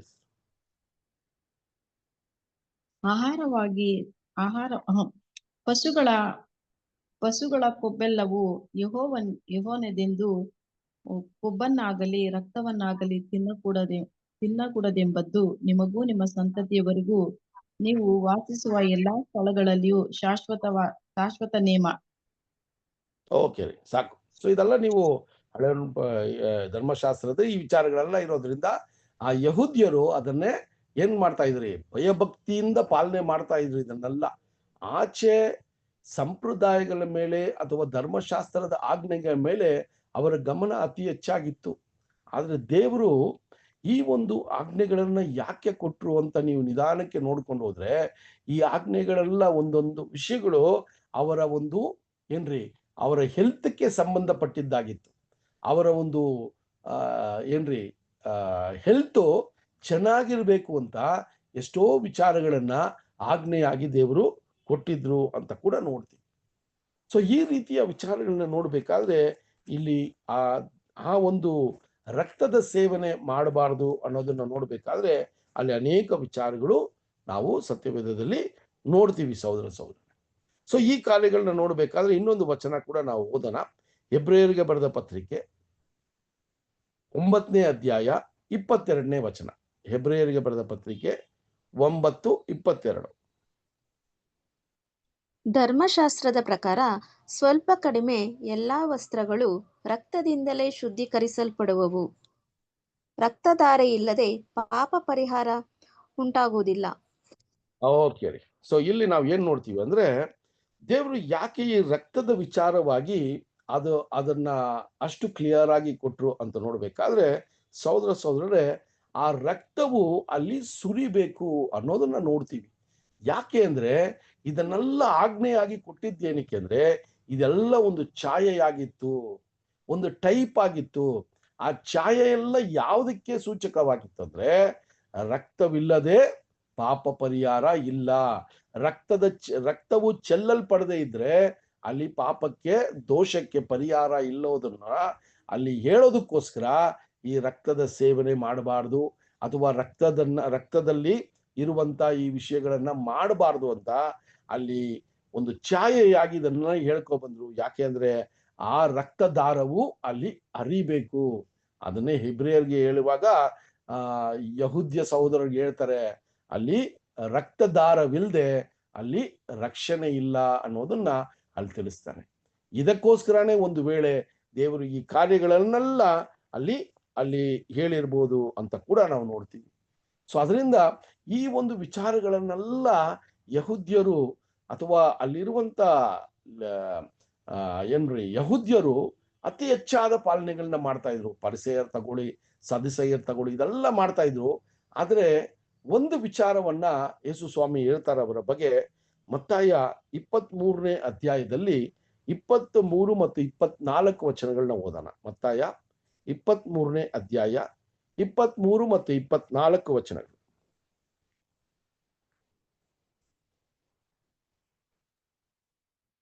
ಅಯ್ಯೋ, ಓದಿ, ಯಾರಾದ್ರೂ ಒಬ್ರು ಓದಿ. ಓಕೆ. ಕಪಟಿಗಳಾದ ಶಾಸ್ತ್ರಿಗಳೇ, ಪರಿಸಾಯರೇ, ನೀವು ಮರುಗ, ಸೋಪು, ಜೀರಿಗೆಗಳಲ್ಲಿ 10ರಲ್ಲೊಂದು ಪಾಲು ಕೊಡುತ್ತೀರಿ ಸರಿ. ಆದರೆ ಧರ್ಮಶಾಸ್ತ್ರದಲ್ಲಿ ಗೌರವಾದದ್ದನ್ನು, ಅಂದರೆ ನ್ಯಾಯವನ್ನು, ಕರುಣೆಯನ್ನು, ನಂಬಿಕೆಯನ್ನು ಬಿಟ್ಟು ಬಿಟ್ಟಿರಿ. ಇವುಗಳನ್ನು ಮಾಡಬೇಕಾಗಿತ್ತು. ಅವುಗಳನ್ನು ಬಿಡಬಾರದು. ದಾರಿ ತೋರಿಸುವ ಕುರುಡರೆ. Okay sister. ಸೊ ಇಲ್ಲಿ ನಾವು ನೋಡ್ಬೇಕಾದ್ರೆ ಧರ್ಮಶಾಸ್ತ್ರವನ್ನ ಪಾಲನೆ ಮಾಡಿದ್ರು, ಆದ್ರೆ ಅದರ ಆಚೆ ಇರುವಂತ ಪದ್ಧತಿಗಳನ್ನ ಫಾಲೋ ಮಾಡಿದ್ರೆ ವಿನಃ ಅದರ ಸಾರಾಂಶವು ಅಲ್ಲಿ ಇಲ್ಲಿಲ್ಲ. ಸೊ ಧರ್ಮಶಾಸ್ತ್ರವನ್ನ ಕೊಟ್ಟಿದ್ದೇ ಏನಕ್ಕೆ ಅಂದ್ರೆ ದೇವರಿಗೆ ವಿಧೇಯರಾಗಿರ್ತಾರ ಅನ್ನೋದಕ್ಕೆ ಅದು ಒಂದು ಮಾರ್ಗವಾಗಿತ್ತು. ಆ ವಿಧೇಯತ್ವವನ್ನ ತೋರಿಸೋದಕ್ಕೋಸ್ಕರನೇ ಧರ್ಮಶಾಸ್ತ್ರವು ಕೊಡಲ್ಪಡ್ತು. ಅದರಿಂದ ಆ ಧರ್ಮಶಾಸ್ತ್ರವನ್ನ ಪಾಲನೆ ಮಾಡಕ್ ಆಗಿಲ್ಲ ಅಂದ್ರೆ ಧರ್ಮಶಾಸ್ತ್ರದ ಕೊರತೆ ಅಲ್ಲ, ಪಾಲನೆ ಮಾಡೋರಿಗೆ ಆ ಒಂದು ಬೆಳವಣಿಗೆ ಅಲ್ಲಿ ಇರಲಿಲ್ಲ ಅನ್ನೋದನ್ನ ಕೂಡ ನಾವು ನೋಡ್ತೀವಿ ಸಹೋದರ ಸಹೋದರರೇ. ಸೊ ಇಷ್ಟು ವಿಚಾರಗಳನ್ನ ನಾವು ನೋಡ್ಬೇಕಾದ್ರೆ ಇದೆಲ್ಲ ಅಲ್ಲಿ ಆದಿ ಸಭೆಯಲ್ಲಿ ಈ ಕಾರ್ಯಗಳು ಕಾಲಕ್ರಮೇಣ ಇದು ನಡೀತಾ ಇತ್ತು. ಸೊ ಈಗ ಕೂಡ ಸಹೋದರ ಸಹೋದರರೇ ಈ ಒಂದು ವಿಷಯಗಳು ಒಂದು ವೇಳೆ ನಾವು ಸತ್ಯದ ಮಾರ್ಗಕ್ಕೆ ಬರುವಾಗ ನಾವು ಕೂಡ ಅನ್ಯ ಜನರಲ್ಲಿ ಅಥವಾ ಅನೇಕ ದೇವತೆಗಳನ್ನ ಪೂಜೆ ಮಾಡಿರುವ ಒಂದು ಸಂದರ್ಭಗಳಿದ್ದಾಗ ಅದನ್ನೆಲ್ಲ ಬಿಟ್ಟು ಕ್ರಿಸ್ತನಲ್ಲಿ ಬಂದ ನಂತರ ಯಾವ ರೀತಿಯ ಪದ್ಧತಿಗಳನ್ನ ಇನ್ನ ನಾವು ಬಿಡದೆ ಅದನ್ನ ಪಾಲನೆ ಮಾಡ್ತಾ ಇದ್ದೀವಿ, ಬೇರೆ ಸಹೋದರ ಸಹೋದರರಿಗೆ ಅಡ್ಡಿ ಆಗುವಂತೆ ಯಾವ ವಿಷಯಗಳನ್ನ ಇನ್ನೂ ನಾವು ಮಾಡ್ತಾ ಇದ್ದೀವಿ, ಇದನ್ನ ನಾವು ತುಂಬಾ ಗಮನದಿಂದ ನಾವು ನೋಡ್ಬೇಕು ಅಲ್ವಾ. ಇದೇ ನಮಗೆ ಈ ದಿನದಲ್ಲಿ ದೇವರು ಕೊಡುವಂತ ವಿಷಯ. ಆದಿ ಸಭೆಯಲ್ಲಿ ಆ ರೀತಿಯ ಒಂದು ಅಟ್ಟಚಣೆಗಳಿತ್ತು, ಒಂದು ಎಡವು ಬೀಳುವಂತ ಒಂದು ಸಮಾಚಾರ ಇದ್ರಿಂದ ಈಗ ಕೂಡ ಸಹೋದರ ಸಹೋದರರೇ ಎಷ್ಟೋ ಸಮಯಗಳಲ್ಲಿ ಇನ್ನ ಬೆಳೀತಾ ಇರುವಂತ ಸಹೋದರ ಸಹೋದರರಿಗೆ ಬೆಳೆದಿರುವಂತ ಸಹೋದರರು ಅದು ಪಾಪವಿಲ್ಲ ಅಂತ ಎಷ್ಟೋ ವಿಷಯಗಳನ್ನ ಮಾಡ್ತಾರೆ. ಆದರೆ ಅದನ್ನ ನೋಡುವಂತ ವ್ಯಕ್ತಿಗಳ ಬೆಳವಣಿಗೆ ಕಡಿಮೆ ಇದ್ದಾಗ ಅದು ಅವರಿಗೆ ಪಾಪವಾಗಿ ಕಾಣಲ್ಪಟ್ರೆ ಅವರು ಕೂಡ ಅದನ್ನ ಮಾಡೋದಿಕ್ಕೆ ಮುಂದೆ ಬರ್ತಾರೆ ಸಹೋದರ ಸಹೋದರರೇ. ಅದರಿಂದನೇ ನಾವು ನಾನಾ ರೀತಿಯ ಹಿನ್ನೆಲೆಗಳಿಂದ ಬಂದಿದ್ದೀವಿ ಅಲ್ವಾ. ಸೊ ನೀವು ನೋಡ್ಬೇಕಾದ್ರೆ ಕರ್ನಾಟಕದಲ್ಲಿ ನಾನಾ ಪ್ರಾಂತ್ಯಗಳಲ್ಲಿ ನಾನಾ ರೀತಿಯ ವಿಚಾರಗಳನ್ನ ನಾವು ನೋಡ್ತೀವಿ ಅಲ್ವಾ. ಆ ಪ್ರಾಂತ್ಯದಲ್ಲಿ ಅಲ್ಲಿರುವಂತ ಅನ್ಯ ಜನರು ಮಾಡುವಂತ ಎಷ್ಟೋ ವಿಷಯಗಳನ್ನ ನಾವು ಕೂಡ ಅದು ಮಾಡ್ತಾ ಇದ್ವಿ. ಯಾಕಂದ್ರೆ ಪಾಪವಿಲ್ಲ ಅದು, ಅಥವಾ ಅದು ಯಾವುದೋ ಒಂದು ರೀತಿಯಲ್ಲಿ ಒಂದು ಅನ್ಯೋನ್ಯತೆಯನ್ನ ತರುವಂತ ಇರ್ಬೋದು ಅಲ್ವಾ. ಆದರೆ ಕ್ರಿಸ್ತನಲ್ಲಿ ಬಂದ ನಂತರ ಒಬ್ಬ ಸಹೋದರನೋ ಸಹೋದರಿಯೋ ಅದನ್ನ ನೋಡಿ ಅವರ ವಿಶ್ವಾಸದಲ್ಲಿ ಕೊರತೆ ಉಂಟಾಗುವಂತ ಪರಿಸ್ಥಿತಿಗಳನ್ನ ನಾವು ನೋಡುವಾಗ ನಾವು ಅದರ ಬಗ್ಗೆ ಸ್ವಲ್ಪ ಗಮನ ಕೊಟ್ಟು ಅದನ್ನ ಮಾಡದೇ ಇರಂಗೆ ನಮ್ಮ ಒಂದು ಪ್ರಯತ್ನಗಳಿರ್ಬೇಕು ಅಂತ ನೋಡ್ತೀವಿ. ಯಾಕಂದ್ರೆ ಕ್ರಿಸ್ತ ಯೇಸು ಸ್ವಾಮಿ ಆತನ ರಕ್ತದಿಂದ ಈ ಒಂದು ಸಂಬಂಧಗಳನ್ನ ನಮ್ಗೆ ಕೊಟ್ಟಿದ್ದಾರೆ. ಆತನ ಆತನ ರಕ್ತದಿಂದ, ಆತನ ಒಂದು ಬಲಿದಾನದಿಂದಾನೇ ಈ ಸಹೋದರ ಸಹೋದರಿಗಳನ್ನ ನಮ್ಗೆ ಕೊಟ್ಟಿದ್ದಾರೆ. ನಾವೇ ಇವ್ರನ್ನ ಹುಡುಕಿಲ್ಲ. ನಮ್ಮಲ್ಲಿರೋ ಒಂದೊಂದು ಸಹೋದರ ಸಹೋದರರನ್ನ ನಾವೇ ಹುಡುಕಿ ಅವ್ರ ಜೊತೆ ಸಂಬಂಧ ಬೆಳೆಸ್ಕೊಂಡಿಲ್ಲ. ಇದೆಲ್ಲ ಕ್ರಿಸ್ತನಿಂದ ಬಂದಂತ ಸಂಬಂಧ. ಅದರಿಂದ ಆ ಸಂಬಂಧಕ್ಕೆ ನಾವು ಎಷ್ಟು ಗೌರವ ಕೊಡಬೇಕು, ಎಷ್ಟು ವಿಷಯದಲ್ಲಿ ನಾವು ಗಮನ ಹರಿಸ್ಬೇಕು ಸಹೋದರ ಸಹೋದರರೇ. ಅದಕ್ಕೆ ಥೆಸಲೋನಿಕಾಗೆ ಅಪೊಸ್ತಲರು ಬರೆಯುವಾಗ ಒಂದು ವಚನವನ್ನ ಬರೀತಾರೆ ನೋಡ್ರಿ. 1 ಥೆಸಲೋನಿಕ 5ನೇ ಅಧ್ಯಾಯ 22ನೇ ವಚನ. 1 ಥೆಸಲೋನಿಕ 5ನೇ ಅಧ್ಯಾಯ 22ನೇ ವಚನ.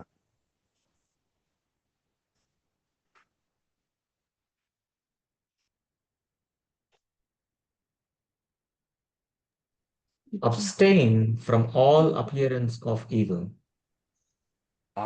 ಇಲ್ಲಿ ಇಂಗ್ಲಿಷ್ ಅಲ್ಲಿ ಸ್ವಲ್ಪ ಬ್ರಾಡರ್ಡ್ ಆಗಿ ಬರೀತಾರೆ. Abstain from all appearance of evil ಅಂತ ಬರೀತಾರೆ. ಕನ್ನಡದಲ್ಲಿ ಸ್ವಲ್ಪ ವಿಚಾರ ಹಂಗಿಲ್ಲ. ಒಂದ್ಸರಿ ಓದ್ತಾರೆ ನೋಡಿ ಸಿಸ್ಟರ್, ಓದಿ. ಸಕಲ ವಿಧವಾದ ಕೆಟ್ಟತನಕ್ಕೆ ದೂರವಾಗಿರಿ. ನೋಡ್ರಿ, ಸಕಲ ವಿಧವಾದ ಕೆಟ್ಟತನಕ್ಕೆ ಅಂತ ಬರೀತಾರಲ್ಲ, ಆದ್ರೆ ಇಂಗ್ಲಿಷ್ ಅಲ್ಲಿ ನೀವು ನೋಡಿದ್ರೆ ಅಪಿಯರೆನ್ಸ್ ಆಫ್ ಈವಲ್ ಅಂತ ಬರೀತಾರೆ. ಓಕೆನಾ. ಇದು ಏನಪ್ಪ ಇಂಗ್ಲಿಷ್ ಅಲ್ಲಿ ಸ್ವಲ್ಪ ಎಲಾಬ್ರೇಟ್ ಆಗಿ ಬರೀತಾರೆ ಅಂದ್ರೆ, ಅಪಿಯರೆನ್ಸ್ ಆಫ್ ಈವಲ್ ಅಂದ್ರೆ ಸಹೋದರ ಸಹೋದರರೇ, ನಾವು ಮಾಡ್ತಾ ಇರೋ ವಿಷಯ ಎಷ್ಟೋ ವಿಷಯಗಳಲ್ಲಿ ಶುದ್ಧವಾಗಿ ಇರ್ತದೆ ನಮ್ಮ ಮನಸ್ಸು. ನಮ್ಮ ಮನಸ್ಸು ಶುದ್ಧವಾಗಿದ್ದು ನಾವು ಮಾಡೋದು ನಮಗೆ ಅದು ಅಶುದ್ಧವಿಲ್ಲ ಅಂತ ಮಾಡ್ತಾ ಇರ್ತೀವಿ.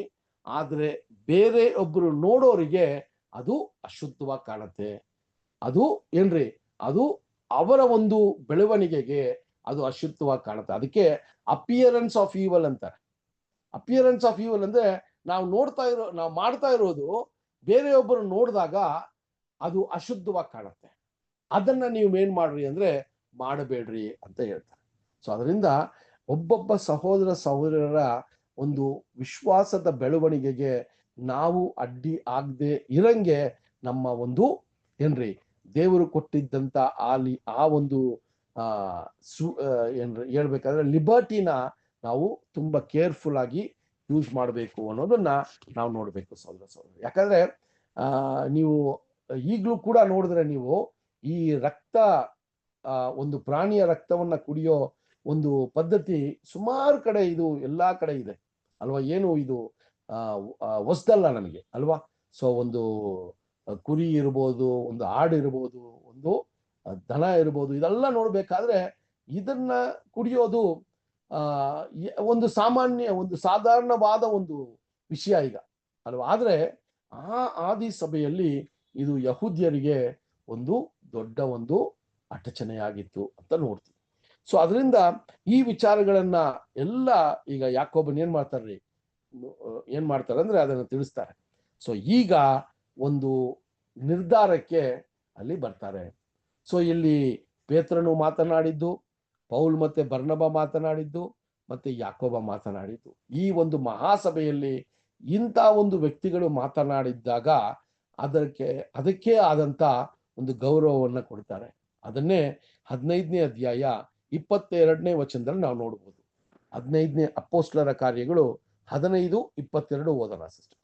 ಆಗ ಅಪೊಸ್ತಲರು ಸಭೆಯ ಹಿರಿಯರು ಸರ್ವ ಸಭೆಯ ಸಮ್ಮತಿಯಿಂದ ತಮ್ಮಲ್ಲಿ ಕೆಲವರನ್ನು ಆರಿಸಿಕೊಂಡು ಪೌಲ ಬಾರ್ನಬರ ಜೊತೆಯಲ್ಲಿ ಅಂತ್ಯೋಕ್ಯಕ್ಕೆ ಕಳುಹಿಸಿದ್ದು ಈಗ ಏನಾಗತ್ತೆ ಅಂದ್ರೆ ಈ ಒಂದು ವಿಚಾರಗಳು ಸರಿಯಾದದ್ದು ಅಂತ ಆ ಒಂದು ಮಹಾಸಭೆಯಲ್ಲಿ ತೀರ್ಮಾನವಾಯಿತು. ಯಾರಿಂದ ತೀರ್ಮಾನವಾಯಿತು ಅಂತ ನೋಡ್ಬೇಕಾದ್ರೆ ನೀವು ನೋಡಿದ್ರೆ ಅಪೊಸ್ತಲರು, ಹಿರಿಯರು, ಮತ್ತೆ ಅಲ್ಲಿರುವಂತ ಮಹಾಸಭೆ ಎಲ್ರೂ, ಅಲ್ಲಿರುವಂತ ಸಭೆ ಎಲ್ರೂ ಕೂಡ ಅವರು ಹೇಳಿದಂತ ಸಲಹೆಗಳಿಗೆ ಒಪ್ಪಿಗೆ ಕೊಟ್ರು. ಇದು ಸರಿಯಾದದ್ದು, ಇದು ದೇವರ ಒಂದು ಸಂಕಲ್ಪವು ಅನ್ನೋದನ್ನ ಅಲ್ಲಿ ಹೇಳಿ ಈಗ ಏನ್ ಮಾಡಿದ್ರು ಅಂತ ನೋಡ್ಬೇಕಾದ್ರೆ ಸಹೋದರರೇ, ಪೌಲ್ ಮತ್ತೆ ಬರ್ನಬನ ಜೊತೆ ಇನ್ನ 2 ಸಹೋದರಗಳನ್ನ ಅಲ್ಲಿ ಸಾಕ್ಷಿ ಹೇಳೋದಕ್ಕೆ ಅಂತ್ಯೋಕ್ಯಗೆ ಕಳಿಸ್ತಾರೆ ಅನ್ನೋದನ್ನ ನಾವು ನೋಡ್ತೀವಿ ಸಹೋದರರೇ. ಸೊ ಇದೇ ನಾವು ನೋಡೋದು. ಸೊ ಇಲ್ಲಿ ನೋಡುವಾಗ ಅಲ್ಲಿ ಯಾರನ್ನ ಕಳಿಸ್ತಾರೆ ಅಂದ್ರೆ ಆ ವಚನ ಕಂಟಿನ್ಯೂ ಮಾಡಿ.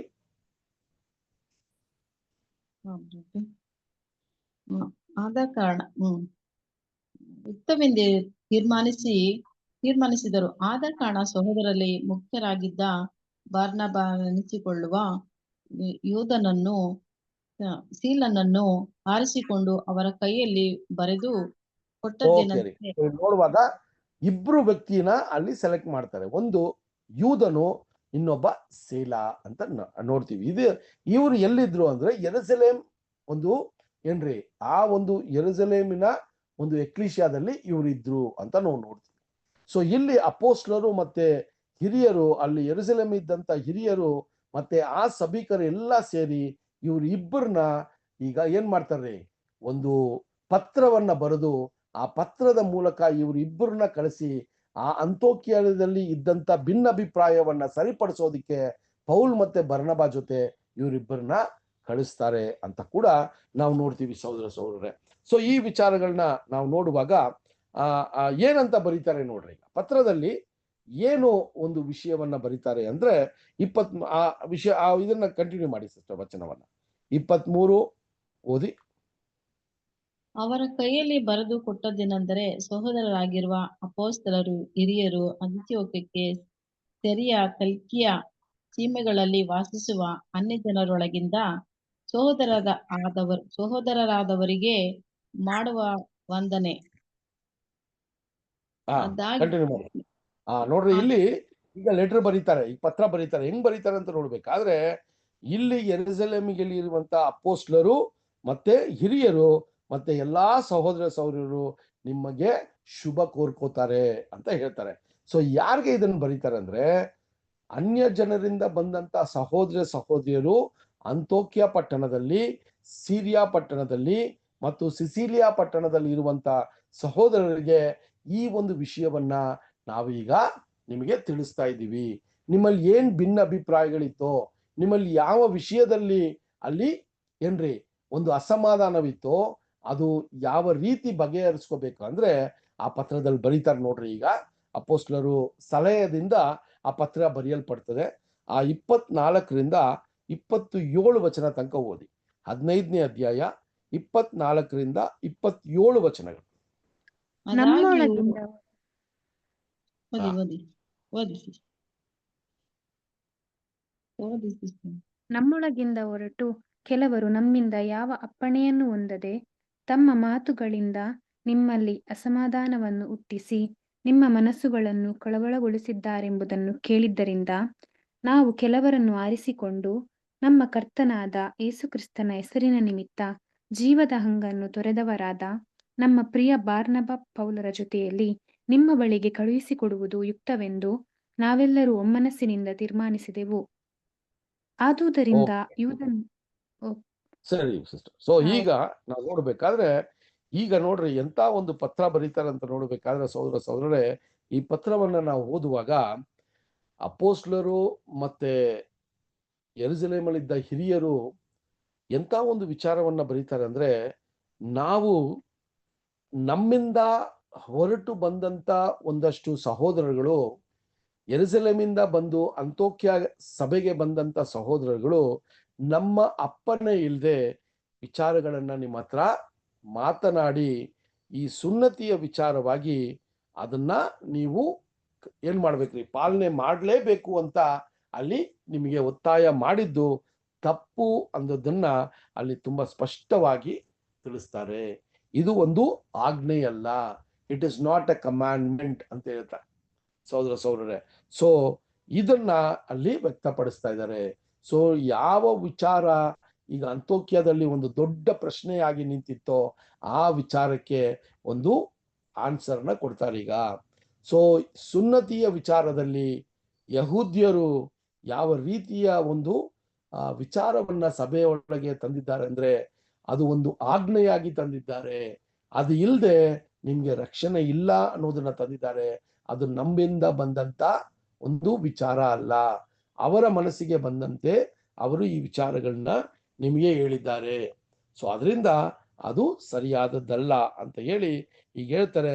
ಎಲ್ಲರೂ ಅಲ್ವಾ, ಸಭೆಯಲ್ಲಿರೋ ಎಲ್ಲರೂ ಒಂದೇ ಒಂದು ನಂಬಿಕೆಯಿಂದ ಅಥವಾ ಒಂದು ವಿಷಯದಿಂದ ಇದನ್ನ ನಿಮಗೆ ವ್ಯಕ್ತಪಡಿಸ್ತಾ ಇದ್ದೀವಿ.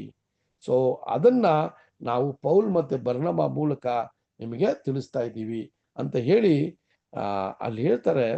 ಪೌಲ್ ಮತ್ತೆ ಬರ್ನಬ ಅವರ ಜೀವವನ್ನ ಅಲ್ಲಿ ಏನಿಟ್ರಂತೆ, ಏನ್ ಮಾಡಿದ್ರಂತೆ, ಆ ವಚನ 26ನೇ ವಚನ ಓದಿ ಸಿಸ್ಟರ್.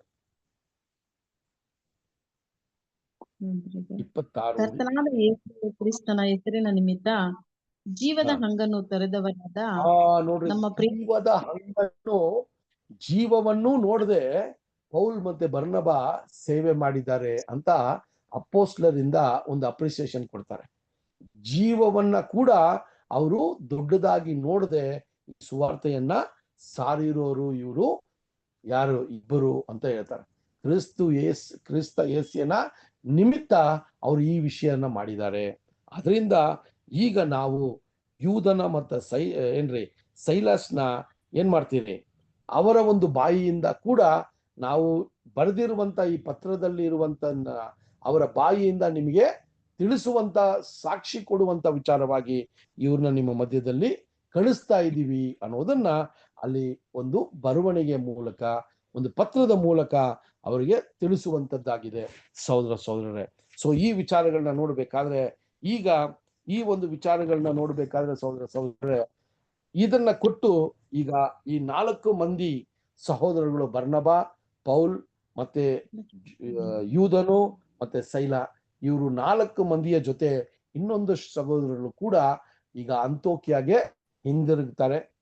ಅಲ್ಲಿ ಆ ಪತ್ರವನ್ನ ಬರೆಯುವಾಗ ಯು ಅಂತ ಬರೀತಾರೆ, ನೀವು ಅಂತ ಹೇಳ್ಬೇಕಾದ್ರೆ ಅನ್ಯ ಜನರ ಇಂದ ಬಂದಂತ ಸಹೋದರ ಸಹೋದರರಿಗೆ ವಿಚಾರವಾಗಿ ವಿಶೇಷವಾಗಿ ಈ ಒಂದು ವಿಷಯವನ್ನ ತಿಳಿಸ್ತಾ ಇದ್ದಾರೆ. ಸೊ ಆ ತಿಳಿಸುವಾಗ ನಾವು ನೋಡುವಾಗ ಸಹೋದರ ಸಹೋದರರೇ 15ನೇ ಅಧ್ಯಾಯ 28, 29 ವಚನ ಕೂಡ ಓದೋಣ. 18, 28, 29.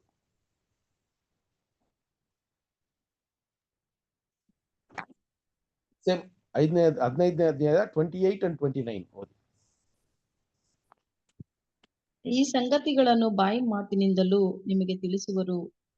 ವಿಗ್ರಹಕ್ಕೆ ನೈವೇದ್ಯ ಮಾಡಿದ್ದನ್ನು, ರಕ್ತವನ್ನು, ಕುತ್ತಿಗೆ ಇಸುಕಿ ಕೊಂದದ್ದನ್ನು, ಆಧಾರವನ್ನು ವಿಸ್ತರಿಸುವುದು ಅವಶ್ಯವಾಗಿದೆ. ಇದಕ್ಕೆ ಹೆಚ್ಚಿನ ಭಾರವನ್ನು ನಿಮ್ಮ ಮೇಲೆ ಹಾಕಬಾರದೆಂದು ಪವಿತ್ರಾತ್ಮನಿಗೂ ನಮಗೂ ಹಿತವಾಗಿಯೂ ತೋಚಿತು. ಓಕೆ, ಸಾಕು. ಸೊ ಇಲ್ಲಿ ಆ ಪತ್ರದಲ್ಲಿ ಕನ್ಕ್ಲೂಡ್ ಮಾಡೋದೇನಂದ್ರೆ, ಒಂದು ಸುನ್ನತಿ ಬಂದು ಒಂದು ಆಜ್ಞೆ ಅಲ್ಲ, ಅದನ್ನ ನೀವು ಪಾಲನೆ ಮಾಡಲೇಬೇಕು ಅನ್ನೋ ಒಂದು ಆಜ್ಞೆಯನ್ನ ಕ್ರಿಸ್ತ ಯೇಸು ಸ್ವಾಮಿ ಆಗ್ಲಿ ಅಪೊಸ್ತಲರು ಅದನ್ನ ನಾವು ಒತ್ತಾಯ ಮಾಡ್ತಾ ಇಲ್ಲ ಅಂತ ಹೇಳ್ತಾರೆ. ಎರಡನೇದು, ಅಲ್ಲಿರುವಂತ ಅನ್ಯ ಜನರಾಗಿರುವಂತ ಸಹೋದರ ಸಹೋದರರಿಗೆ ಬರೆಯುವಾಗ ಅಲ್ಲಿ ಹೇಳ್ತಾರೆ, ನೀವು ಈ 4 ವಿಚಾರಗಳನ್ನ ನೀವು ಮಾಡದೇ ಇದ್ರೆ ಅದು ಒಳ್ಳೇದು ಅಂತ ಹೇಳ್ತಾರೆ. ತುಂಬಾ ಮುಖ್ಯ ಅಲ್ವಾ? ಸೊ ನೀವು 4 ವಿಚಾರಗಳನ್ನ ಇಲ್ಲಿ ತಿರುಗಿ ಏನ್ ಮಾಡ್ತಾರ್ರಿ, ಇಲ್ಲಿ ತಿಳಿಸ್ತಾರೆ. 15ನೇ ಅಧ್ಯಾಯ 29ನೇ ವಚನ ನೀವು ಓದಿದಾಗ ಈ 4 ವಿಚಾರಗಳನ್ನ ಮತ್ತೆ ತಿಳಿಸ್ತಾ ಇದ್ದಾರೆ. ಸೊ ಅಲ್ಲಿ ಕೂಡ ನೀವು ನೋಡ್ಬೇಕಾದ್ರೆ ವಿಗ್ರಹಗಳಿಗೆ ನೈವೇದ್ಯ ಮಾಡಿದ್ದು, ಮತ್ತೆ ರಕ್ತವು, ಮತ್ತೆ ಕತ್ತಿ ಸಿಕ್ಕಿ ಸಾಯಿಸುವ ವಿಷಯ, ಮತ್ತೆ ಹದರದ ವಿಷಯ, ಈ 4 ಅಲ್ಲೂ ಕೂಡ ಮಾತಾಡ್ತಾರೆ. ಇದನ್ನ ನೀವು ಸ್ವಲ್ಪ ಇದರಿಂದ ನೀವು ದೂರ ಇದ್ರೆ ಅದು ನಿಮ್ಮ ಒಳ್ಳೇದಿಗೆ ಅಂತ ಅಲ್ಲಿ ಹೇಳ್ತಾರೆ. ಈ ವಿಚಾರಗಳನ್ನ ಹೇಳಬೇಕಾದ್ರೆ ಸಹೋದರ ಸಹೋದರರೇ, ಅಲ್ಲಿ ಪವಿತ್ರಾತ್ಮನ ಒಂದು ಕೃಪೆಯಿಂದ ಅಲ್ಲಿ ಇದು ಸರಿಯಾದದ್ದಂತ ನಾವು ತಿಳಿಸ್ತಾ ಇದ್ದೀವಿ. ಇದರ ಮೇಲೆ ಯಾವುದೇ ರೀತಿಯ ಒಂದು ಭಾರವನ್ನ ನಿಮ್ಮ ಮೇಲೆ ಹಾಕೋದಿಕ್ಕೆ ನಾವು ಶಕ್ತರಲ್ಲ ಅನ್ನೋದನ್ನ ತುಂಬಾ ಸ್ಪಷ್ಟವಾಗಿ ಬರೀತಾರೆ ಅಲ್ವಾ? ಈ ವಿಚಾರಗಳನ್ನ ಮೇಲೆ ನಿಮ್ಮ ಗಮನ ಇರ್ಲಿ, ಇದರಿಂದ ನೀವು ದೂರ ಇದ್ರೆ ಒಳ್ಳೇದು. ಇದು ಬಿಟ್ಟು ಬೇರೆ ಯಾವುದೇ ರೀತಿಯ ಒಂದು ಭಾರವನ್ನ ಅಥವಾ ಇದನ್ನ ಮಾಡಿದ್ರೇನೆ ನಿಮ್ಗೆ ರಕ್ಷಣೆ ಉಂಟು ಅಂತ ಬೇರೆ ಯಾವುದೇ ರೀತಿಯ ಧರ್ಮಶಾಸ್ತ್ರದ ವಿಚಾರಗಳ ಮೇಲೆ ನಿಮಗೆ ನಾವು ಭಾರವಾಗಿ ಇರಲ್ಲ ಅನ್ನೋದನ್ನ ಆ ಪತ್ರದಲ್ಲಿ ತುಂಬಾ ಕ್ಲಿಯರ್ ಆಗಿ ಬರೀತಾರೆ ಸಹೋದರ ಸಹೋದರರೇ. ಸೊ ಅಲ್ಲಿ ನಾವು ನೋಡ್ಬೇಕಾದ್ರೆ ಈಗ ಯೋಚನೆ ಮಾಡಿ, ಈ 4 ವಿಚಾರಗಳನ್ನ ಹೇಳುವಾಗ ಇದು ಯಹೂದ್ಯರಿಗೆ ಇದು ಅವರು ಮಾಡದೇ ಇರೋದ್ರಿಂದ ಅವ್ರಿಗೆ ತುಂಬಾ ಈಸಿ ಆಗಿತ್ತು ಅಲ್ವಾ? ಸೊ ಇಲ್ಲಿ ಈಗ ನೀವು ನೋಡ್ಬೇಕಾದ್ರೆ ಇದರಲ್ಲಿ ತುಂಬಾ ಕಷ್ಟವಾದದ್ದು ಯಾರಿಗೆ ಅಂತ ನೋಡ್ಬೇಕಾದ್ರೆ ಅನ್ಯ ಜನರಾಗಿದ್ದಂತಹ ಸಹೋದರ ಸಹೋದರರಿಗೆ ಇದು ಕಷ್ಟವಾದದ್ದಾಗಿತ್ತು. ಯಾಕಂದ್ರೆ ಇವರು ಸುನ್ನತಿಯ ವಿಚಾರದಲ್ಲಿ ಇವರಿಗೆ ಅದರ ಮಾಹಿತಿ ಇಲ್ಲ, ಅದರ ಮೇಲೆ ಗಮನ ಇಲ್ಲ. ಆದ್ರೆ ಈ 4 ವಿಚಾರಗಳಲ್ಲಿ ಯಾವುದೋ ಒಂದರಲ್ಲಿ ಇವರು ಒಂದು ವೇಳೆ ಈ 4ರಲ್ಲೂ ಇವರು ಪಾಲುಗಾರರಾಗಿದ್ದು ಅದನ್ನ ಬಿಡೋದಿಕ್ಕೆ ಈಗೇನಾಗತ್ರಿ, ಒಂದೇ ದಿನದಲ್ಲಿ ಬಿಡೋದಿಕ್ಕೆ ಕಷ್ಟ ಆಗಿರ್ಬೋದು. ಕಾಲಕ್ರಮೇಣ ದೇವರ ಒಂದು ಕೃಪೆ, ದೇವರಿಗೆ ಸಲ್ಲಿಸುವಂತ ಪ್ರಾರ್ಥನೆಯ ಮೂಲಕ ಇದರಿಂದ ಅವರು ದೂರ ಆಗಿರೋದಕ್ಕೆ ಸಾಧ್ಯತೆಗಳು ಇರಬೇಕು ಸಹೋದರ ಸಹೋದರರೇ. ಅದನ್ನು ಕೂಡ ನಾವು ನೋಡ್ಬೇಕಾಗಿದೆ. ಸೊ ಅದರಿಂದ ಇಲ್ಲಿ ನಾವು ಏನಂತ ನೋಡ್ತೀವಿ ಅಂದ್ರೆ, ಅಲ್ಲಿ ವಿಚಾರಗಳನ್ನ ಅಪೊಸ್ತಲ ಪೌಲ್ ಬರೆಯುವಾಗ ಅಲ್ಲಿ ಈ ವಿಚಾರಗಳನ್ನ ನಾವು ಲಾಸ್ಟ್ ಟೈಮ್ ನೋಡಿದಂಗೆ 1 ಕೊರಿಂಥಿ 10ನೇ ಅಧ್ಯಾಯದಲ್ಲಿ ಇದನ್ನು ತುಂಬಾ ಸ್ಪಷ್ಟವಾಗಿ ಬರೀತಾರೆ. ಈ ವಿಚಾರಗಳನ್ನ ಯಾವ ರೀತಿ ಇದರ ಮೇಲೆ ನಮ್ಮ ಒಂದು ಗಮನ ಇರಬೇಕು ಅಂತ ಬರೀತಾರೆ. ಸೊ ಹಂಗಾಗಿ ಅದಾದ ನಂತರ ನಾವು ಈ ಪತ್ರವನ್ನ ತಗೊಂಡು ಈಗ ಬರ್ತಾ ಇದ್ದಾರೆ ನೋಡ್ರಿ, 15ನೇ ಅಧ್ಯಾಯ 30 ಮತ್ತು 31 ವಚನಗಳನ್ನ ಓದೋಣ. ಅಪೊಸ್ತಲರು 15, 30 ಮತ್ತು 31ನೇ ವಚನ. ಅವರು ಅಪ್ಪಣೆ ತೆಗೆದುಕೊಂಡು ಅಂತ್ಯೋಕ್ಯಕ್ಕೆ ಬಂದು ಮಂಡಳಿಯನ್ನು ಕೂಡಿಸಿ ಆ ಕಾಗದವನ್ನು ಅವರಿಗೆ ಒಪ್ಪಿಸಿದರು. ಅವರು ಓದಿ ಅದರಿಂದ ಧೈರ್ಯ ತೆಗೆದುಕೊಂಡು ಸಂತೋಷಪಟ್ಟರು. ಯೂದನು ಆ ಸೀಲನು ಸಹೋದರ ನೋಡ್ರಿ, ಈಗ ಅಂತೋಕ್ಯಾಗ್ ಬರ್ತಾ ಇದ್ದಾರೆ 4 ಏನ್ರಿ ತುಂಬಾ ಪ್ರಬಲವಾದ ವ್ಯಕ್ತಿಗಳು ಅಥವಾ ಪವಿತ್ರಾತ್ಮನ ಭರಿತರಾಗಿರುವಂತ 4 ವ್ಯಕ್ತಿಗಳು, ಪೌಲ್, ಬರ್ನಬಾ, ಯೂದ ಮತ್ತೆ ಸೈಲ. 4 ಜನ ಇನ್ನೊಂದಷ್ಟು ಸಹೋದರಗಳ ಜೊತೆ ಇವರು ಬರ್ತಾ ಇದ್ದಾರೆ. ಈಗ ಬಂದು ಸಹೋದರರೇ, ಅಲ್ಲಿ ಪತ್ರವನ್ನ ಓದೋದು ಮಾತ್ರ ಅಲ್ಲ, ಇವರು ಇಬ್ರು ಕೂಡ ಅಲ್ಲಿ ಸಾಕ್ಷಿಯಾಗಿ ನಿಂತ್ಕೋತಾರೆ. ಯಾರು ಅಂದ್ರೆ ಅಲ್ಲಿ ಸೈಲ ಮತ್ತೆ ಏನ್ರಿ ಯೂದ ಅಂತ ನೋಡ್ತೀವಿ. ಸೊ ಇಲ್ಲಿ ನಾವು ನೋಡ್ಬೇಕಾದ್ರೆ ಸಹೋದರರೇ, ಈ ಒಂದು ವಿಚಾರಗಳನ್ನ ನಾವು ನೋಡ್ಬೇಕಾದ್ರೆ ಅಂತೋಕ್ಯದಲ್ಲಿ ಇವರು ಬಂದು ಈ ವಿಚಾರಗಳನ್ನ ಹೇಳಿದಾಗ ಅಂತೋಕ್ಯದಲ್ಲಿ ಒಂದು ಸಮಾಧಾನ, ಒಂದು ವಿಶ್ವಾಸದ ಒಂದು ನಂಬಿಕೆ, ಇದೆಲ್ಲ ಅಲ್ಲಿ ಮತ್ತೆ ಏನಾಯ್ತ್ರಿ, ಅಲ್ಲಿ ಪ್ರಾರಂಭವಾಯ್ತು ಅಂತ ಕೂಡ ನೋಡ್ತೀವಿ.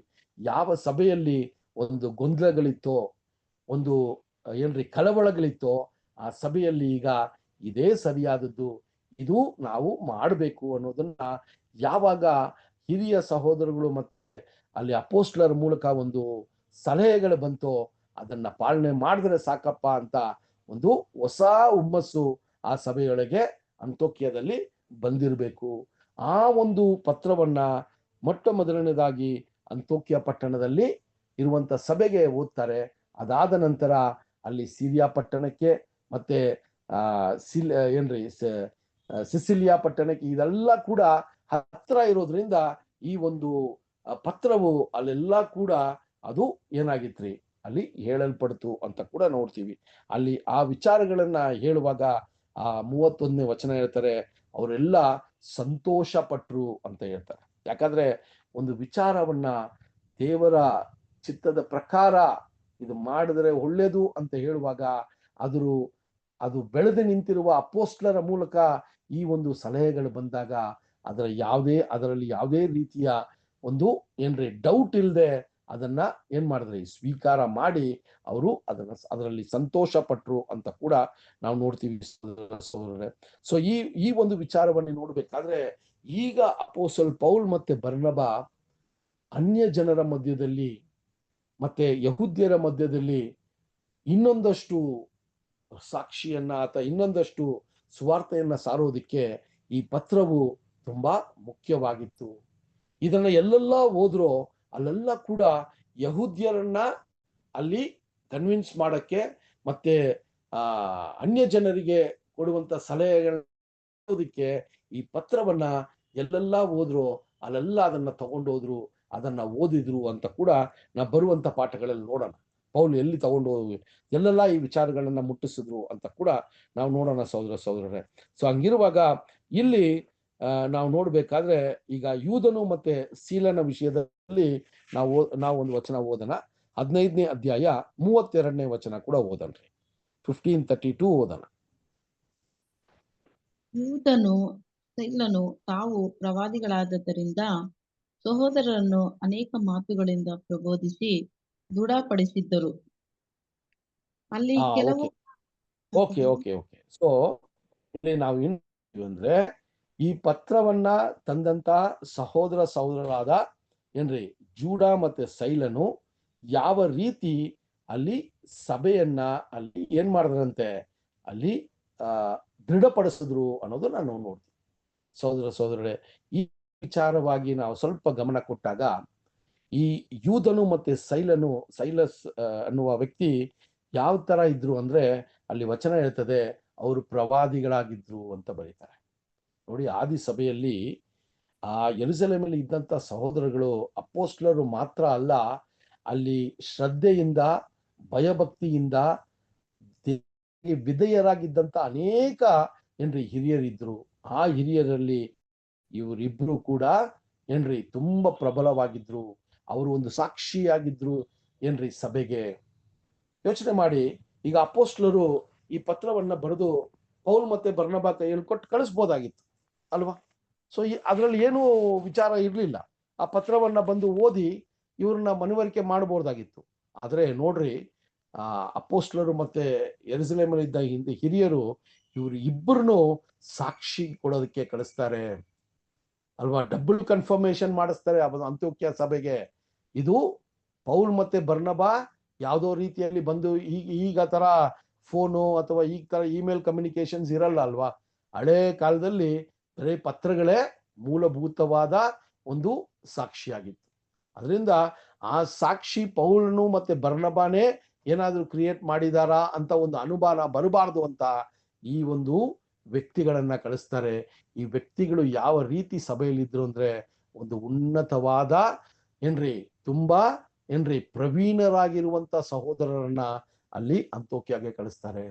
ಅದನ್ನೇ ಆ 32ನೇ ವಚನದಲ್ಲಿ ನೋಡ್ಬೇಕಾದ್ರೆ ದೇ ವೇರ್ ಪ್ರಾಫಿಟ್ ದೆಮ್ಸೆಲ್ಸ್ ಅಂತ ಬರೀತಾರೆ. ಅವರು ಆ ಪ್ರಾರಂಭ ಸಭೆಯಲ್ಲಿ ಏನಾಗಿದ್ರಂತೆ, ಪ್ರವಾದಿಗಳಾಗಿದ್ರು ಅಂತ ನೋಡ್ಬೇಕಾದ್ರೆ ಅವರ ಬೆಳವಣಿಗೆ ಆ ರೀತಿ ಇತ್ತು. ಅವರು ಬಂದು ಈಗ ಅಂತೋಕ್ಯ ಪಟ್ಟಣದಲ್ಲಿಂದ ಇರುವಂತ ಸಹೋದರರಿಗೆ ಅತಿ ಹೆಚ್ಚಾದ ದೇವರ ವಾಕ್ಯಗಳನ್ನ ಪ್ರಕಟಿಸಿದ್ರು. ಅತಿ ಹೆಚ್ಚಾದ ಸಭೆಯಲ್ಲಿ ಮಾಡುವಂತ ಕಾರ್ಯಗಳನ್ನ ವ್ಯಕ್ತಪಡಿಸಿರ್ಬೇಕು.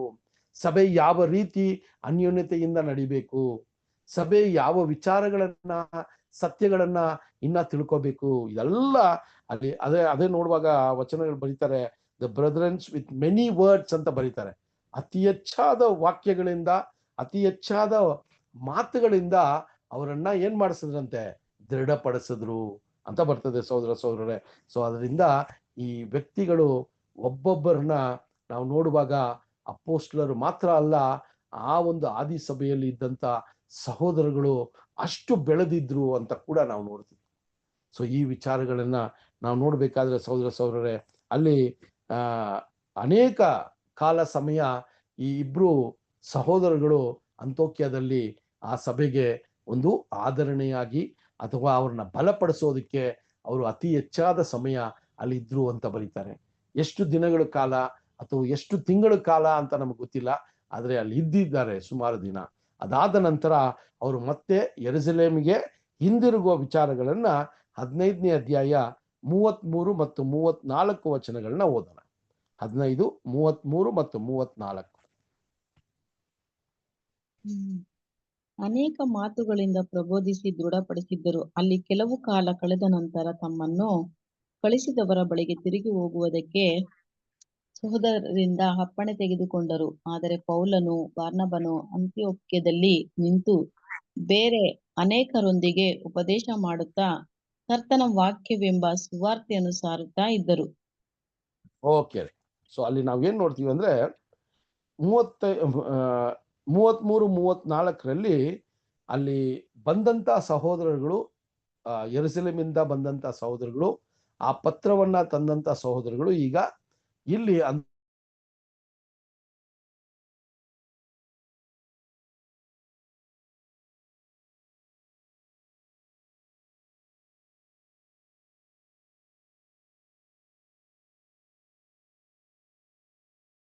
ನೋಡ್ತೀವಿ. ಅಲ್ಲಿ ಕನ್ನಡದಲ್ಲಿ ಈ ವಿಷಯ ಗಮನಿಸಿಲ್ಲ ನಾನು, ಬಟ್ ಇಂಗ್ಲಿಷಲ್ಲಿ ನೋಡ್ಬೇಕಾದ್ರೆ ಅಲ್ಲಿ ಸೈಲನು ಇನ್ನೂ ಒಂದಷ್ಟು ಕಾಲ ಅಂತೋಕ್ಯದಲ್ಲಿ ಇರ್ತೀನಿ ಅಂತ ಒಂದು ವಿಷಯವನ್ನ ವ್ಯಕ್ತಪಡಿಸೋದ್ರಿಂದ ಅಲ್ಲಿ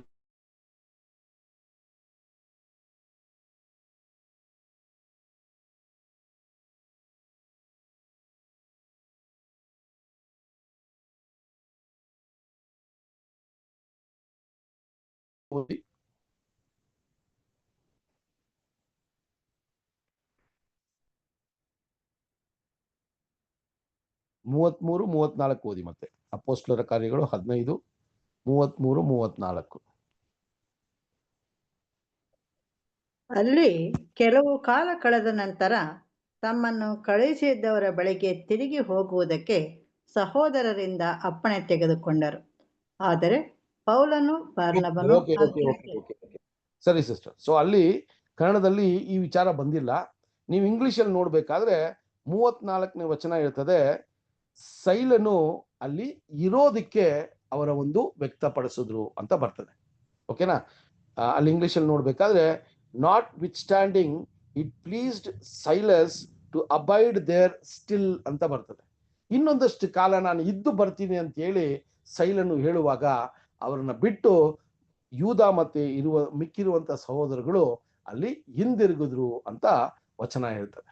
ಓಕೆನಾ? ಸೊ ಕನ್ನಡದಲ್ಲಿ ಸ್ವಲ್ಪ ವಿಚಾರಗಳಲ್ಲಿ ನಾನು ನೋಡಕ್ಕಾಗಿಲ್ಲ, ಆದ್ರೆ ಇಲ್ಲಿ ಇಂಗ್ಲಿಷಲ್ಲಿ ಆ ವಚನ 34ನೇ ವಚನದಲ್ಲಿ ಅದು ಕಾಣ್ತದೆ ಸ್ಪಷ್ಟವಾಗಿ. ಸೊ ಅದರಿಂದ ಸಹೋದರಗಳೇ, ಈಗ ಅಂತೋಕ್ಯ ಪಟ್ಟಣದಲ್ಲಿ ಒಂದು ಪಟ್ಟಣದ ಸಭೆಯಲ್ಲಿ ಒಂದು ವಿಶೇಷವಾದ ಒಂದು ಬೆಳವಣಿಗೆ ಕಾಣಬೇಕು ಅಲ್ವಾ? ಸೊ ಅಲ್ಲಿ ನಾನಾ ರೀತಿಯ ಒಂದು ಚರ್ಚೆಗಳಿತ್ತು, ನಾನಾ ರೀತಿಯ ಒಂದು ಅಸಮಾಧಾನ ಇತ್ತು, ಕಳವಳಗಳಿತ್ತು. ಆದರೆ ದೇವರ ಒಂದು ವಿಚಾರದಲ್ಲಿ ಅಪೋಸ್ತಲ ಪೌಲ್ ಮತ್ತೆ ಬರ್ನಬಾ ನಡ್ಕೊಂಡಿರುವ ಒಂದು ಮೆಚುರಿಟಿ, ಒಂದು ಬೆಳವಣಿಗೆ, ಮತ್ತೆ ಅಪೋಸ್ಲರು ಮತ್ತೆ ಯೆರೂಸಲೇಮಿನಲ್ಲಿದ್ದ ಹಿರಿಯರು ಕೊಟ್ಟಂತ ಸಲಹೆಗಳು, ಇದೆಲ್ಲ ನಾವು ಸ್ವಲ್ಪ ದೀರ್ಘವಾಗಿ ಗಮನ ಕೊಟ್ರೆ ಯಾರು ಕೂಡ ಸ್ವಾರ್ಥತೆಯಲ್ಲಿ ನಿರ್ಧಾರಗಳನ್ನ ತಗೊಂಡಿಲ್ಲ. ಯಾರು ಕೂಡ ನಾನೇ ಸರಿ ಅನ್ನುವ ಒಂದು ನಿರ್ಧಾರ ತಗೊಂಡಿಲ್ಲ. ನಾನು ಅವರಿಗಿಂತ ಕಡಿಮೆ ಆದವನಲ್ಲ ಅಂತ ಬರ್ನಬಾ ಮತ್ತೆ ಪೌಲು ಅಲ್ಲಿ ವಿರೋಧಿಸಿಲ್ಲ. ಇದೆಲ್ಲ ನೋಡ್ಬೇಕಾದ್ರೆ ಪವಿತ್ರಾತ್ಮ ಭರಿತರಾಗಿದ್ದಂತ ಸಹೋದರರಾಗಿದ್ರು. ಇದು ಕೂಡ ನಾವು ನೋಡುವಂತ ಪಾಠ ಸಹೋದರರೇ. ಅಲ್ಲಿ ಅಪೋಸ್ತಲರು ಹೇಳ್ಬೋದಾಗಿತ್ತು, ನೀವು ನಮಗಿಂತ ತುಂಬಾ ನಾವು ಕ್ರಿಸ್ತನ ಜೊತೆ ಇದ್ದೋರು, ಯೇಸು ಸ್ವಾಮಿಯ ಜೊತೆ ಇದ್ದೋರು, ನಮಗಿಂತ ನಿಮ್ಗೆ ಏನಾದ್ರೂ ದೊಡ್ಡದು ಗೊತ್ತಿರ್ತದ ಅಂತ ಪೌಲ್ ಮತ್ತೆ ಬರ್ನಬಾಗ್ ಏನ್ ಮಾಡ್ಬೋದಾಗಿತ್ರಿ?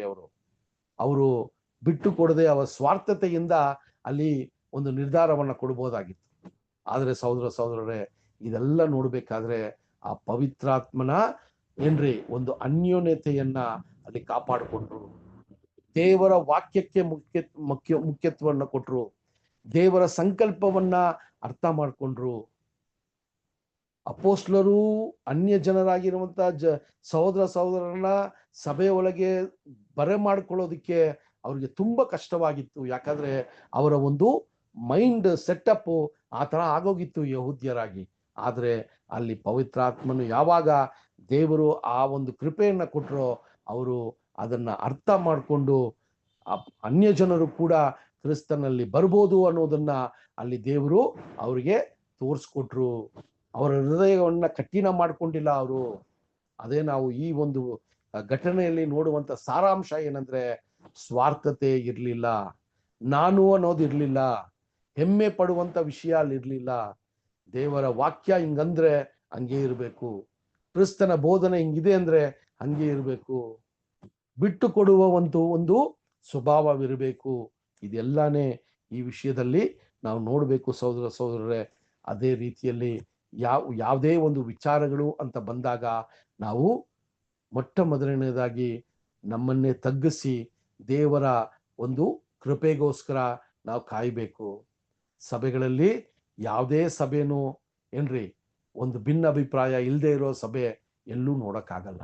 ಆದ್ರೆ ಆ ಭಿನ್ನ ಅಭಿಪ್ರಾಯಗಳನ್ನ ಬಂದಾಗ ಯಾವ ರೀತಿ ಅದನ್ನ ಬಗೆಹರಿಸ್ಬೇಕು ಅನ್ನೋದನ್ನು ನಾವು ನೋಡುವಾಗ, ಲೋಕದ ಆತ್ಮದಲ್ಲಿ ಅದನ್ನ ಬಗೆಹರಿಸಕ್ಕಾಗಲ್ಲ, ಕ್ರಿಸ್ತನ ಆತ್ಮದಲ್ಲಿನೇ ಅದು ಬಗೆಹರಿಸಕ್ಕೆ ಸಾಧ್ಯ ಅನ್ನುವ ಒಂದು ನಂಬಿಕೆ, ಒಂದು ವಿಶ್ವಾಸ ನಮ್ಮಲ್ಲಿ ಇರಬೇಕು ಸಹೋದರರೇ. ಈ ಒಂದು ವಿಷಯ ಇದೆಯಾ, ಇದು ದೇವರಿಂದಾನೇ ನಮಗೆ ಅಪ್ಪನೆ ಆಗಬೇಕು. ದೇವರ ವಾಕ್ಯದಿಂದಾನೇ ಇದಕ್ಕೆ ನಮಗೆ ಒಂದು ರಿಸಲ್ಟ್ ಸಿಗತ್ತೆ ಅನ್ನುವ ಒಂದು ನಂಬಿಕೆ ನಮ್ಮಲ್ಲಿ ಇರಬೇಕು ಸಹೋದರರೇ. ಅದೇ ನಾವು ಈ ಒಂದು ವಿಷಯದಲ್ಲಿ ನೋಡುವಂತ ಪಾಠ. ಸೊ ಇದನ್ನ ಇನ್ನ ಸ್ವಲ್ಪ ನೀವು ಓದಿ ದೇವರು ಆ ಒಂದು ವಿಚಾರಗಳನ್ನ ನಾವು ಕೂಡ ಯಾವುದೋ ಒಂದು ನಮ್ಮ ಸಭೆಗಳಲ್ಲಿ ಈ ವಿಚಾರಗಳು ಬಂದಾಗ ಯಾವ ರೀತಿ ನಡ್ಕೋಬೇಕು, ಯಾವ ರೀತಿ ನಮ್ಮನ್ನೇ ತಗ್ಗಿಸ್ಕೋಬೇಕು, ಯಾವ ರೀತಿ ನಾವು ವಿಷಯಗಳನ್ನ ಅಲ್ಲಿ ಯಾವುದೇ ರೀತಿಯ ತಾಳ್ಮೆಯನ್ನ ಕಳ್ಕೊಳ್ಳದೆ, ಯಾವುದೇ ರೀತಿಯ ಒಂದು ಕೋಪವನ್ನ ವ್ಯಕ್ತಪಡಿಸದೆ, ಎಲ್ರೂ ಕೂಡ ಸತ್ಯಕ್ಕೋಸ್ಕರನೇ ಒಂದಷ್ಟು ವಿಷಯಗಳನ್ನ ಮಾಡ್ತಾರೆ. ಆದರೆ ಆ ಸಮಯದಲ್ಲಿ ಅದು ಅವರಿಗೆ ಅರ್ಥ ಆಗಿರಲ್ಲ. ಯಾರಾದ್ರೂ ಒಬ್ರು ಆ ದೇವರ ಪವಿತ್ರಾತ್ಮದಿಂದ ಈ ವಿಷಯಗಳನ್ನ ಹೇಳುವಾಗ ಕೇಳುವ ತಾಳ್ಮೆ ನಮಗಿರಬೇಕು ಅನ್ನೋದಕ್ಕೆ ಕೂಡ ನಾವಿಲ್ಲಿ ನೋಡ್ಬೇಕು ಸಹೋದರರೇ. ಸೊ ಅದರಿಂದ ಈ ವಿಚಾರಗಳೆಲ್ಲ ನಿಮ್ಮ ನಿಮ್ಮ ಮನಸ್ಸಲ್ಲಿ ಇಟ್ಕೊಳ್ರಿ. ಸೊ ಇದೆಲ್ಲ ಪ್ರಾಕ್ಟಿಕಲ್ ಆಗಿ ಈಗ ಇದೆಲ್ಲ ನಡೆಯೋದಕ್ಕೆ ಸಾಧ್ಯನಾ ಅಂದ್ರೆ ಈಗಲೂ ಕೂಡ ಸಭೆಗಳಲ್ಲಿ ಇದೆಲ್ಲ ನಡೆಯೋದಕ್ಕೆ ಸಾಧ್ಯ, ನಡೀತಾ ಇದೆ. ಆ ತರ ನಡೀತಾ ಇರುವಾಗ ನಮ್ಮ ಒಂದು ಮನಸ್ಥಿತಿ ಯಾವುದೇ ರೀತಿಯ ಸ್ವಾರ್ಥತೆ ಇಲ್ಲದೆ ಇರುವ ಮನಸ್ಥಿತಿ ಇರಬೇಕು. ದೇವರ ನಿಯಮ ಏನು ಅನ್ನೋ ತಿಳ್ಕೊಳ್ಳುವ ತಾಳ್ಮೆ ಇರಬೇಕು. ದೇವರ ಸಂಕಲ್ಪ ಏನು ಅಂತ ತಿಳ್ಕೊಳ್ಳುವ ಒಂದು ಒಂದು ಸಮಾಧಾನ, ಮತ್ತೆ ನಮಗೆ ನಾವು ಓದಿದ್ವಲ್ಲ ನೀತಿ, ಸಮಾಧಾನ, ಅಲ್ಲಿ ಸಂತೋಷ, ಇದೆಲ್ಲಾನು ದೇವರ ವಾಕ್ಯದಿಂದ ನಮ್ಗೆ ಯಾವಾಗ್ಲೂ ಇದ್ರೆ ನಾವು ಸಭೆಗಳಲ್ಲಿ ಒಂದು ಅನ್ಯೋನ್ಯತೆಯಿಂದ ಇರ್ಬೋದು ಅಂತ ಕೂಡ ನಾವು ನೋಡ್ತೀವಿ ಸಹೋದರರೇ. ಅದರಿಂದ ಈ ದಿನದಲ್ಲಿ ಅಪೊಸ್ತಲರ ಕಾರ್ಯಗಳು ನಾವು ನೋಡುವಾಗ 15ನೇ ಅಧ್ಯಾಯ 21 ವಚನದಿಂದ ಪ್ರಾರಂಭ ಮಾಡಿ 15ನೇ ಅಧ್ಯಾಯ 34 ವಚನ ತನಕ ನಾವು ಇವತ್ತು ನೋಡಿದ್ವಿ. ಸೊ ಇದರಲ್ಲಿ ಇನ್ನ ವಿಚಾರಗಳನ್ನ ನೀವು ಓದಿ ತಿಳ್ಕೊಳ್ಳೋದಿಕ್ಕೆ ನೀವು ಪ್ರಯತ್ನಗಳನ್ನ ಮಾಡಬೇಕು. ಯಾಕಂದ್ರೆ ನಾವು ಕೂತು ಸ್ವತಃ ಓದಿದಾಗ ನಮಗೆ ಇನ್ನೂ ಒಂದಷ್ಟು ತಿಳುವಳಿಕೆಯನ್ನ ದೇವರು ಆತನ ಕೃಪೆಯಿಂದ ನಮಗೆ ಕೊಡ್ತಾರೆ. ಸೊ ಅದನ್ನ ನೀವು ಪ್ರಾಕ್ಟೀಸ್ ಮಾಡಿ. ದೇವರು ಈ ವಾಕ್ಯಗಳನ್ನ ಆಶೀರ್ವದಿಸ್ಲಿ. ದೇವರ ಚಿತ್ತ ಇದ್ರೆ ಬರುವಂತ ವಾರ ಅಪೊಸ್ತಲರ ಕಾರ್ಯಗಳು 15ನೇ ಅಧ್ಯಾಯ 35ನೇ ವಚನದಿಂದ ನಮ್ಮ ಪಾಠವನ್ನ ನಾವು ಕಂಟಿನ್ಯೂ ಮಾಡೋಣ. ದೇವರು ಈ ವಾಕ್ಯಗಳನ್ನ ಆಶೀರ್ವದಿಸಿ ನಮ್ಮ ಒಂದು ಹೃದಯದ ಹಲಗೆಯಲ್ಲಿ ಇದನ್ನ ನಾವು ಬರ್ಕೊಳ್ಳೋದಿಕ್ಕೆ ಆತನ ಪವಿತ್ರ ಆತ್ಮನ ಒಂದು ಕೃಪೆಯನ್ನ ಕೊಟ್ಟು ನಮ್ಮನ್ನ ನಡೆಸಲಿ ಅಂತ ಈ ಒಂದು ಕೂಟವನ್ನ ನಾವು ಮುಕ್ತಾಯಗೊಳ್ಳೋಣ. ನಮ್ಮ ಮಧ್ಯದಲ್ಲಿರುವಂತ ಸಹೋದರರಾದ ಮೋಹನ್ ರಾಜ್ ಬ್ರದರ್ ಪ್ರಾರ್ಥನೆ ಮಾಡಕ್ಕಾಗತ್ತಾ? ಬ್ರದರ್ ಮಾಡ್ತೇನೆ. ಪ್ರಾರ್ಥನೆ ಮಾಡಿಕೊಳ್ಳೋಣ. ಸರ್ವಶಕ್ತನು ಮೌನತನು ಸರ್ವಸೃಷ್ಟಿಗೆ ಯಜಮಾನ ಆಗಿರ್ತಕ್ಕಂಥ ಪರಲೋಕದ ಜೀವುಳ ನಮ್ಮ ತಂದೆಯ ದೇವರೇ, ಮತ್ತೊಂದು ಅರ್ಥ ನಿನಗೆ ಕೃತಜ್ಞತೆಯನ್ನು ಸಲ್ಲಿಸ್ತೇವೆ. ಈ ದಿನದ ಈ ಸಾಯಂಕಾಲ ವೇಳೆಯಲ್ಲಿ ತಂದೆಯ ದೇವರೇ, ಬ್ರದರ್ ಅವ್ರ ಮೂಲಕ ಅನೇಕ ವಿಷಯಗಳನ್ನು ಅಪೊಸ್ತಲರ ಕೃತಿಯಲ್ಲಿ ನಡೆದಿರ್ತಕ್ಕಂಥ ಘಟನೆಗಳ ಕುರಿತು ಅನೇಕ ವಿಷಯಗಳನ್ನು ಸಹೋದರ ಸಹೋದರಿಯಾದ ನಾವೆಲ್ಲರೂ ಕೂಡ ಕಲ್ತ್ಕೊಳ್ಳಿಕ್ಕೆ ನಮ್ಗೆ ಸಹಾಯ ಮಾಡಿದ್ದೀನಿ. ಸ್ತೋತ್ರ. ಈ ರೀತಿಯಲ್ಲಿ ನಮ್ಮ ನಡೆಸ್ತಾ ಬಂದಿದ್ದೀನಿ, ನಿನಗೆ ಸ್ತೋತ್ರಪ್ಪ. ಇನ್ನೂ ಹೆಚ್ಚಿನ ವಿಷಯಗಳನ್ನ ಬ್ರದರ್ ಅವ್ರ ಮೂಲಕ ಕಲೀಲಿಕ್ಕೆ ನಮಗೆ ಸಹಾಯ ಮಾಡು, ಜ್ಞಾನ ಕೊಡು, ಮತ್ತು ಅವರನ್ನು ಕೂಡ ಇನ್ನು ಹೆಚ್ಚಿನ ರೀತಿಯಲ್ಲಿ ಬಲಪಡಿಸಿ ನಡೆಸೋ ಪ್ರಾರ್ಥನೆ. ಅವರನ್ನು ಅವರ ಕುಟುಂಬ ಸಹಿತವಾಗಿ ನೀವು ಕಾಯ್ದು ಕಾಪಾಡಿ ನಡೆಸ್ತೀರಿ. ಸೇರಿ ಬಂದಿರತಕ್ಕಂಥ ಎಲ್ಲಾ ಸಹೋದರ ಸಹೋದರಿಯರೆಲ್ಲರನ್ನು ಕೂಡ ನೀವು ಕಾಯ್ದು ಕಾಪಾಡಬೇಕೆಂದು ಪ್ರಾರ್ಥಿಸ್ತೇವೆ. ಈ ರೀತಿಯಲ್ಲಿ ಇಲ್ಲಿವರೆಗೆ ನಡೆಸಿದಿರಿ, ಇನ್ನು ಮುಂದೆ ಕೂಡ ಹಾಗೆ ನಡೆಸ್ತೀರಂತ ನಂಬಿ ಈ ರಾತ್ರಿ ಸುಖಕರ ನಿದ್ರೆಯಲ್ಲಿ ನಮ್ಮ ನಡೆಸಿ ನಾಳೆ ಅವಸ್ಥೆಯನ್ನು ತೋರ್ಪಡಿಸಬೇಕೆಂದು ನಿನ್ನ ಒಬ್ಬನೇ ಕುಮಾರ ನಮ್ಮ ರಕ್ಷಕನು ಒಡೆಯನಾದ ಯೇಸು ಕ್ರಿಸ್ತನ ಹೆಸರಿನಲ್ಲಿ ಬೇಡಿ ಹೊಂದಿದ್ದೇವೆ ತಂದೆ. Amen. Amen. Amen brother. Thank you, brother. Thank you, all brothers and sisters. Bye brother sisters. ನಮಸ್ತೆ ಸಿಸ್ಟರ್ಗೆ, ಎಲ್ಲ ಬ್ರದರ್ಸ್ಗೆ ನಮಸ್ತೆ. ನಮಸ್ತೆ ಎಲ್ಲ ಸಿಸ್ಟರ್ ಬ್ರದರ್ಸ್, ನಮಸ್ತೆ. Good night. ಎಲ್ಲ ಬ್ರದರ್ಸ್ ಸಿಸ್ಟರ್ಸ್ಗೆ Good night, ನಮಸ್ತೆ. all brothers and sisters. ಎಲ್ಲ ಬ್ರದರ್ಸ್ ಸಿಸ್ಟರ್ಸ್ಗೆ ನಮಸ್ತೆ. ಎಲ್ಲ ಬ್ರದರ್ಸ್ ಅಂಡ್ ಸಿಸ್ಟರ್ಸ್ಗೆ ನಮಸ್ಕಾರ.